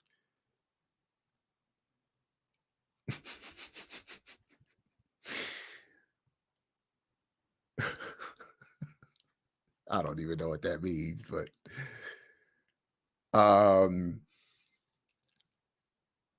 not saying there's no escape plan. I'm saying quite the opposite. I'm saying the escape route is that way, and the black capitalists keep saying we got to go that way. So I'm not saying that's so if we're going to use that analogy, I'm standing in the dungeon with the torch saying, yo, the door is over here. And all the prettier, more popular and well-funded platforms are saying, no, he's wrong. We got to go that way. And I'm standing in the cold recesses of the dungeon with my dimly lit torch saying, no.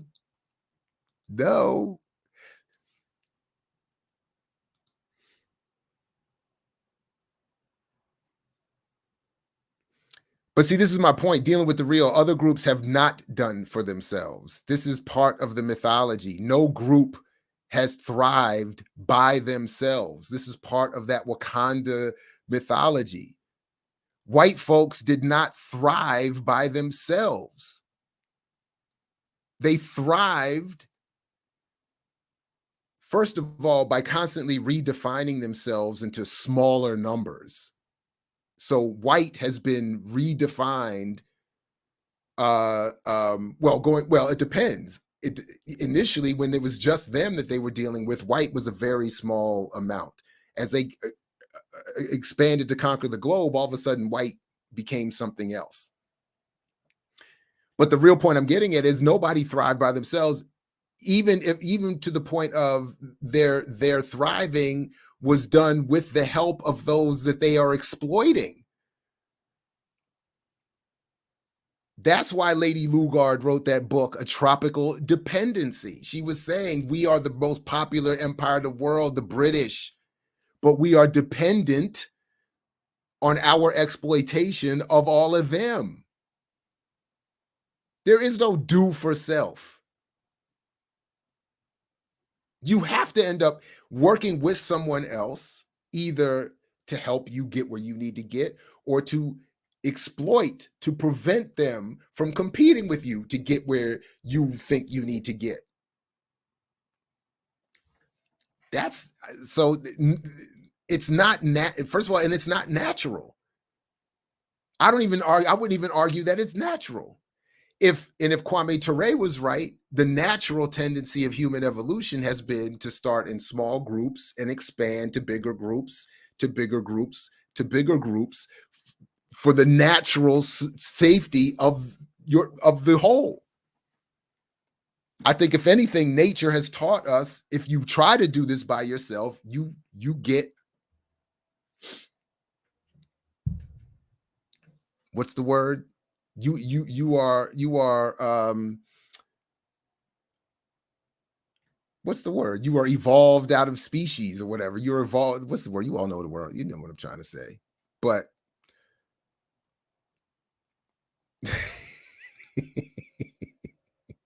it's wrong, bro. That's it. Yeah. I wish I had that drop too. R.M. Brown. No. It's in the Bible.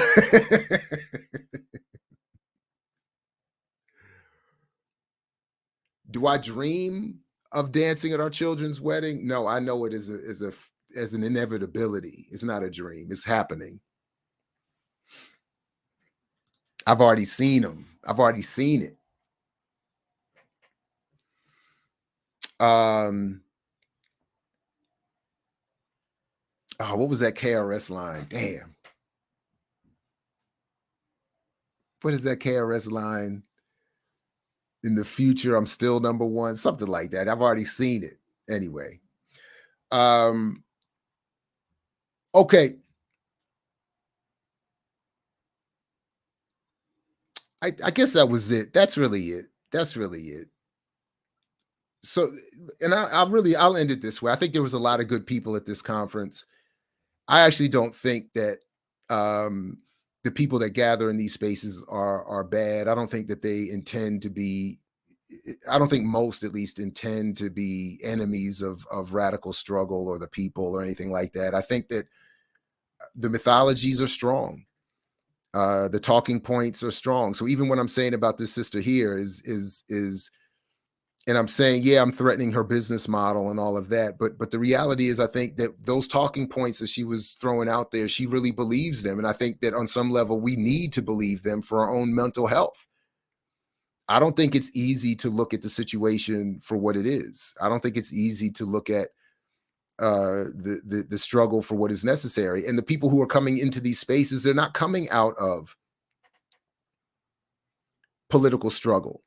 So yeah, it's easy. So like, it's easy for people like her and others to see me and it says, you know, professor on my badge.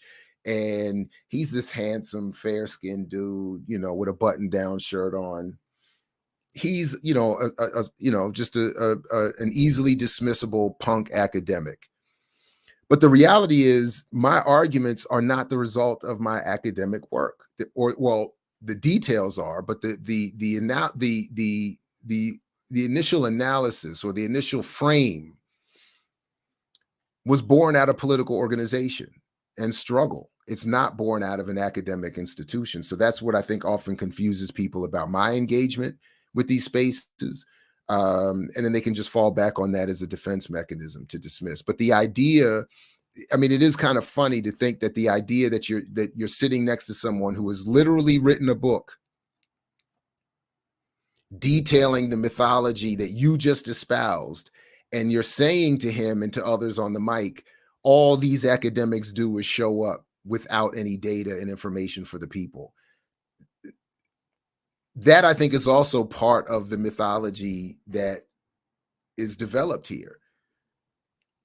That's why I think that sister could sit in my class last year and say, I don't need, not this particular sister, but a different woman, and tell me, I don't need your class to understand the world. I need your class to get a degree. I can learn whatever I need to know from Twitter. I mean, that's what she told me. And I think that's an extreme end of what these kinds of panels and gatherings and Black entrepreneurs want to promote. They went to college at most and got a bachelor's degree or maybe a master's in business or something like that, if that. Or maybe they got a PhD or some other terminal degree, but have never spent time at political organism or an organization or activism or studying what we would consider to be maybe just basic, but they might consider radical histories and analyses. They're not coming from that. So by the time they've made a little bit of money or gotten some investment or gotten an invitation to a platform, they're saying, I don't need these degrees.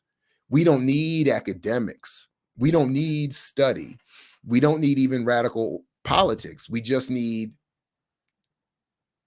what's working for me, which is you paying me to tell you how to invest, to tell you to start a business. And that's why you can have Steve Harvey as a spokesperson.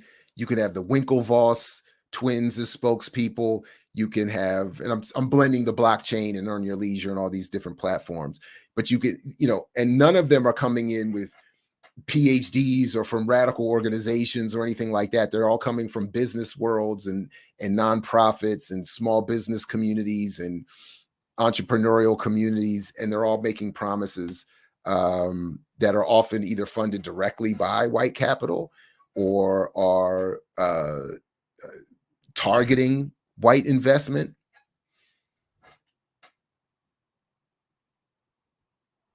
And use Black involvement as proof of the value of that investment.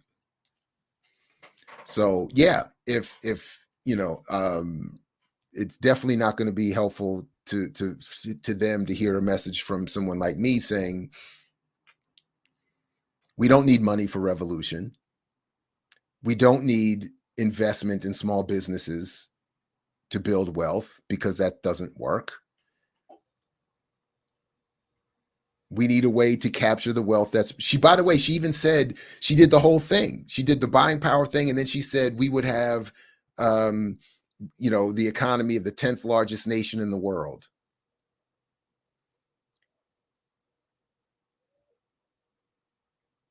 Again, GDP does not measure inequality, and it does not measure the colonial relationship between nations. So sure, we could be in the top 20 of nations and we would be colonized like any of the other ones.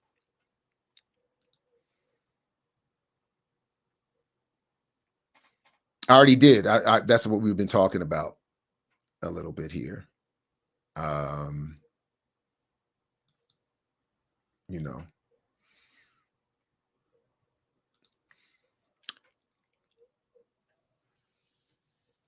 Thank you. Your discussion will be the impetus for this week. We try to mobilize a system of 10,000 blockchain crypto millionaires. Okay. All right. I mean, there it is. 10,000 blockchain crypto millionaires. Crypto just dipped down to 18,000. So I hope that's not in Bitcoin. It's like, all right. I would much rather we organize for political power. You know, I don't know where we're going to get all these millionaires. Yeah. I mean, like I was saying in one of the other more recent comparisons, if we had the economy the size of Mexico, so what? So what? What is Mexico's relationship to the United States and to the global economy? That's what we want. That's it. And then what? Since we live in the United States, they'll be able to say, they'll be saying, we don't come across a border to dump guns and drugs on the innocent United States. We are just internally producing the guns and the drugs and the illegal theft of white jobs. I mean, or other Black people's jobs now, as people say. Oh, wow, man. Oh, wow. Yeah, prosperity gospel. So that's what it was. That's really what it was, wrapped in a crypto dressing. And it was a wild, you know. I wasn't ready to get cut off. I didn't expect that, but I did expect that things would not, you know. But I will say I am glad that you know, there were a couple people there that appreciated my presence. I appreciated my children getting to see these kinds of things happen, and the way people engage, and see the way people make arguments as they get ready more and more to enter the world, you know, on their own. I think you do have to be able to see the sophisticated nature of all of this. And I did love being able to show them, while certain people are talking about Black this and that, they're literally working, you know, on behalf of storage or some other, you know, white capital investment group. And thank you for joining. We out. So you know, it was a good time, and Brother Sinclair's good dude, was gracious, you know, and others were there, were gracious. It was a good time. I mean, that is what it felt like. Oh, you just be writing books. It's like, anyway, what are you supposed to,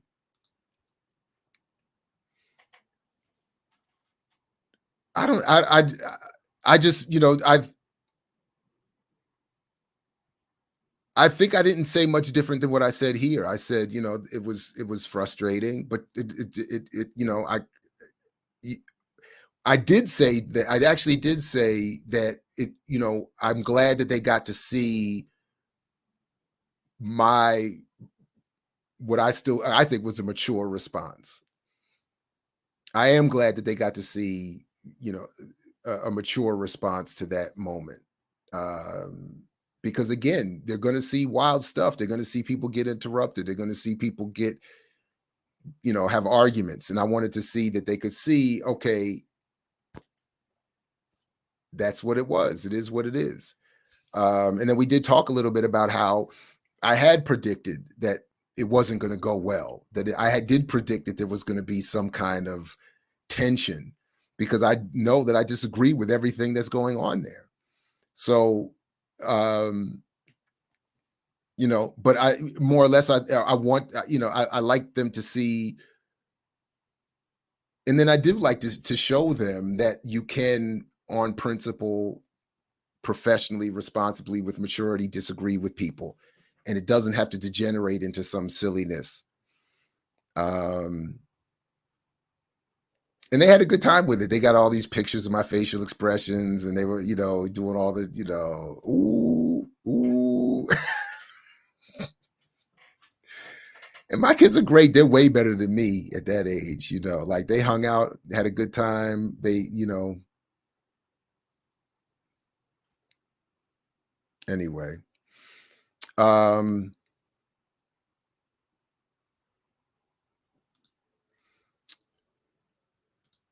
Let's see. I think I can show a couple of them here.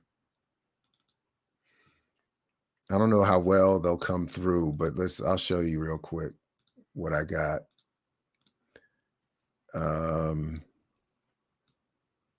Yeah, that's not going to come through too well. So this is where I know she started bringing up buying power. I just started looking up and smiling.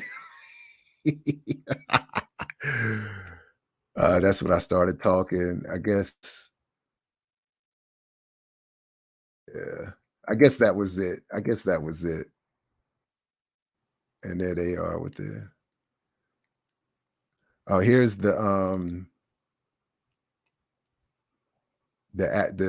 we got to take these pictures and these with these cloth,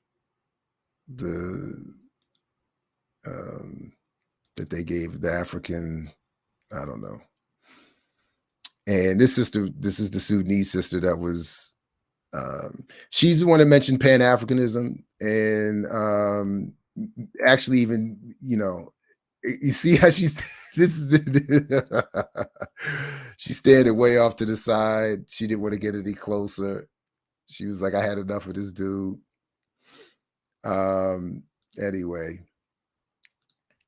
Anyway, that's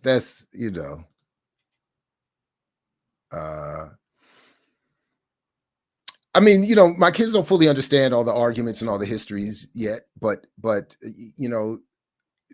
so, but for instance, my oldest, this is a good question. So my oldest pointed out that, because the sister ran that line, I forgot what fund they tell you to do this in, but it's Earn Your Leisure, and folks like that promote this all the time. If you start early enough in your child's life and invest $300 a month for, I don't know, 20 years in this account, it will yield them $1 million or some dollars, and they'll be millionaires by the time they're in college or something like that. And the first thing my oldest said was, most people don't even have $300. They couldn't afford the $300 a month bill. So even my oldest already is more or less understands the macroeconomic condition that most people suffer, before you even get into the details of how accurate that would be, and then what that would mean. So we had a nice conversation on the way home. In fact, we were driving down New Hampshire Avenue in Montgomery County, I guess outside of DC. And, there's like these, in fact, we were in Langley Park, because there's like these little strip malls that are run by mostly, diasporan Africans, Latin Americans, Asians. And as we're driving by there, I said, so yeah. And now imagine if everybody did what this woman was suggesting and tried to save $300 a month for one child. So you obviously, you have more than one child. You can't, I mean, if you have 3 kids, most people can't put away $900 a month. Most people can't put away $300 a month. But I was saying that as we were driving by the strip mall, I said, so imagine if everybody started doing that, then what would also happen is that would be that much less money spent in all of these businesses, in all of these Black and brown businesses that people are constantly being told we have to start. So all of these businesses will collapse because they're targeting that same Black consumer base. White folks aren't going to any of these stores. So it's a complete misunderstanding of the economy and the role of consumption. And that's why I keep saying, instead of telling people to start a business to capture people's consumption, which most Black people can't even do much of, or can only do so much of, then it would be much better to develop policy that captured, at least as a stage to a better revolution, that would capture a portion of the wealth created by all that expenditure. Because you can't catch up in any other way. But so that was, I mean, and that point, and particularly is the timing of us driving right by that really made sense. It clicked. It was a good, because you see people going in and out of these stores and you're like, none of them would be there because that $300 is in a bank account somewhere. And then we also talked about, well, then what happens to the quality of life? I mean, at some point, on some level, we shouldn't just be existing to save for some future that may or may not come to be. At some point, you want to be able to say, I want to live. I want to go to a movie. I want to go out. I want to take a trip. I want to see something. I want to go visit family. I want to I want a bigger serving of food or whatever, you know what I mean? I want to, treat myself or whatever, which also drives the economy. Anyway.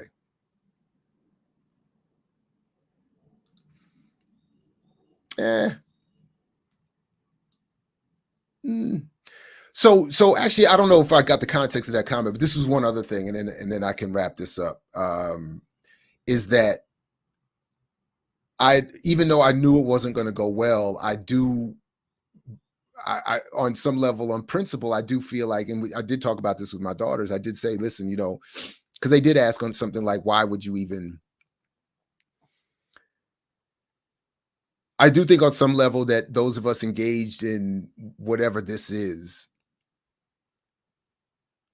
need to be able and be willing to if I'm critical of a group or a person, particularly within the Black community, got to be willing to show up if invited and have that discussion or debate. I didn't feel like my life was threatened or anything like that. And, there are certain precautions that could be taken, obviously. And if I thought that was the case, I wouldn't be either showing up at all or definitely wouldn't be bringing my children. But I do think we should be able to, feel safe enough to show up and have a disagreement. And I think we should be safe enough to show up and have a disagreement without getting cut off on the mic. And then as I also admitted to my children, there is a percentage in my personality is like that I'm here for this. Like you call my name, I'm coming. There is a part of that. Like I'm there because I was invited to be there. Somebody wanted me to be there. The people that organized it put me on the list. I'm coming. Like, you're not gonna bully me out of some space just because I know we're gonna disagree. Like I get a little Bernie Mac with it. I'm not scared of you, mom. Rest in peace to Bernie Mac. But yeah, if we disagree, yeah, I'll show up. Why not? We're supposed to be working this out. We have to be able to disagree.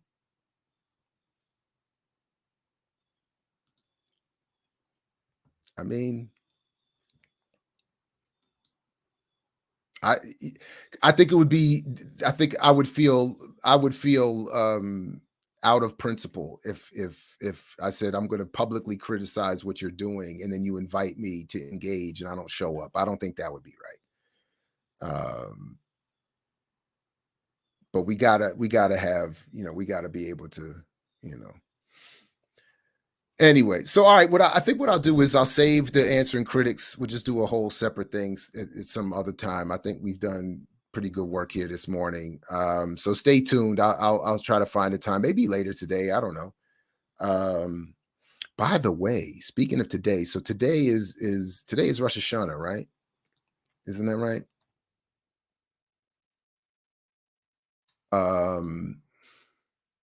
Yeah. The Jewish New Year. So happy New Year to Jews. So I go this morning because everybody's off. And my kids like Jewish soul food, which I call bagels and lox. I call it Jewish soul food. So they requested that I get them some. So early this morning, I go to the new spot I go to because the old spot I had beef with, so I can't go there anymore. So I go to the new spot and I ordered the food. I go to the spot to pick it up. And as I'm going in, I see all these cars pulling up and it's all these black folks going in there, picking up their various bagels, this, that, and the third. And I'm thinking, is this the spot? So I said, so, and this is just what it looks like. The Jewish soul food spot run by Latinos has all these African diaspora folks showing up to get the Jewish soul food. I was like, wow, that's real Howard County. That's like real Marylandy.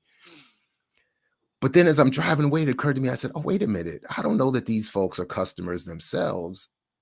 And I said, I bet a good portion of these folks are here working for DoorDash or something like that. And I just said, somewhere in there is something about the contradictions and that the Jewish soul food spot isn't run, at least overtly, by Jews. There were no Jews, save for me, perhaps, showing up to get anything this morning. And yet I wonder if, in fact, they were at the other end of that arrangement having it delivered. And I was like, because I was like, it can't be this many. I was like, wait, is this really the spot? Maybe I got to come hang out. Like, is this like the whole African diaspora has showed up while I was picking up my order this morning? And then I was like, nah, I suspect if I paid more attention, these folks are picking that stuff up to deliver to somebody.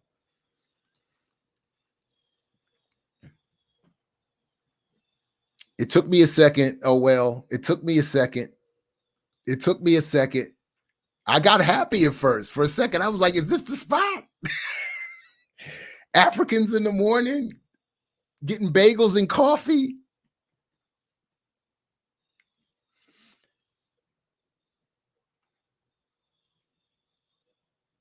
I don't know. Anyway, I just call Jewish soul food bagels and lox. That's been my joke for a long time.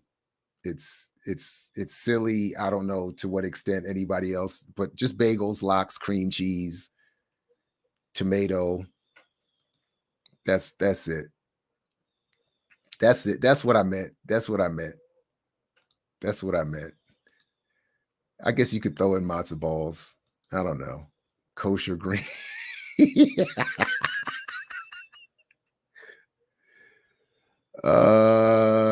Yeah, no doubt. Bagels are very New York. Yeah,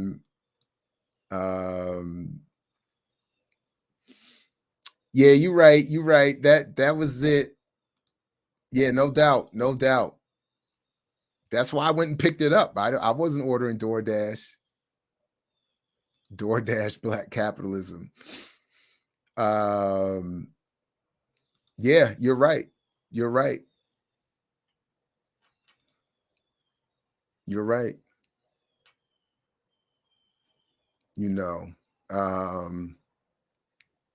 Anyway, I thought that was kind of funny. So look, anyway, make sure if you have your bell notifications on, you'll know when I do the answering critics. And this one honestly is going to be a lot of praise. And I'm very humbled that this much, and a little uncomfortable. So the haters, come on, step up in the comments, because this next round of comments is going to be almost uncomfortably supportive. I'm not used to I'm not used to that.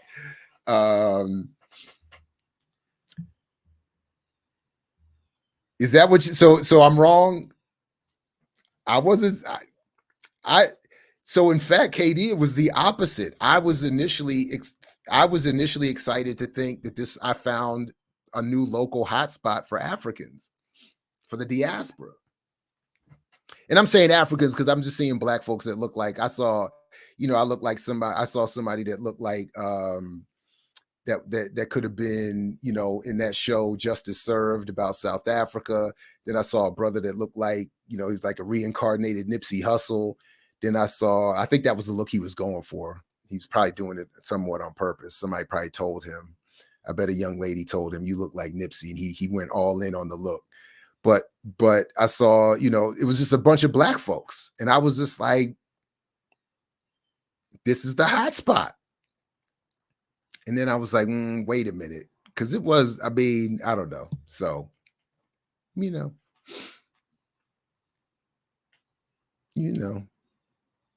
Anyway, so listen, good people, I appreciate you. Definitely continue to support the channel. If you can, click the link in the show description and drop a few, so that we can continue to deliver these good Message. And to the haters, step up and Put it in the comments. because it was just so much love this last time. I really don't know, how much I can handle it. You know what I mean? I'm used I to. was supposed to battle, but he was scared. But since he ain't here,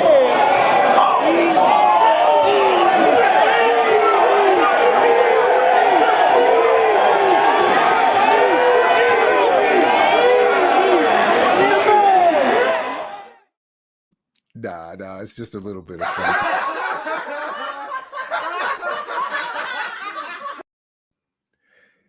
And if you see the new show, the new series, my man Big Rose, shout out to Big Rose, got me watching it. It's something different.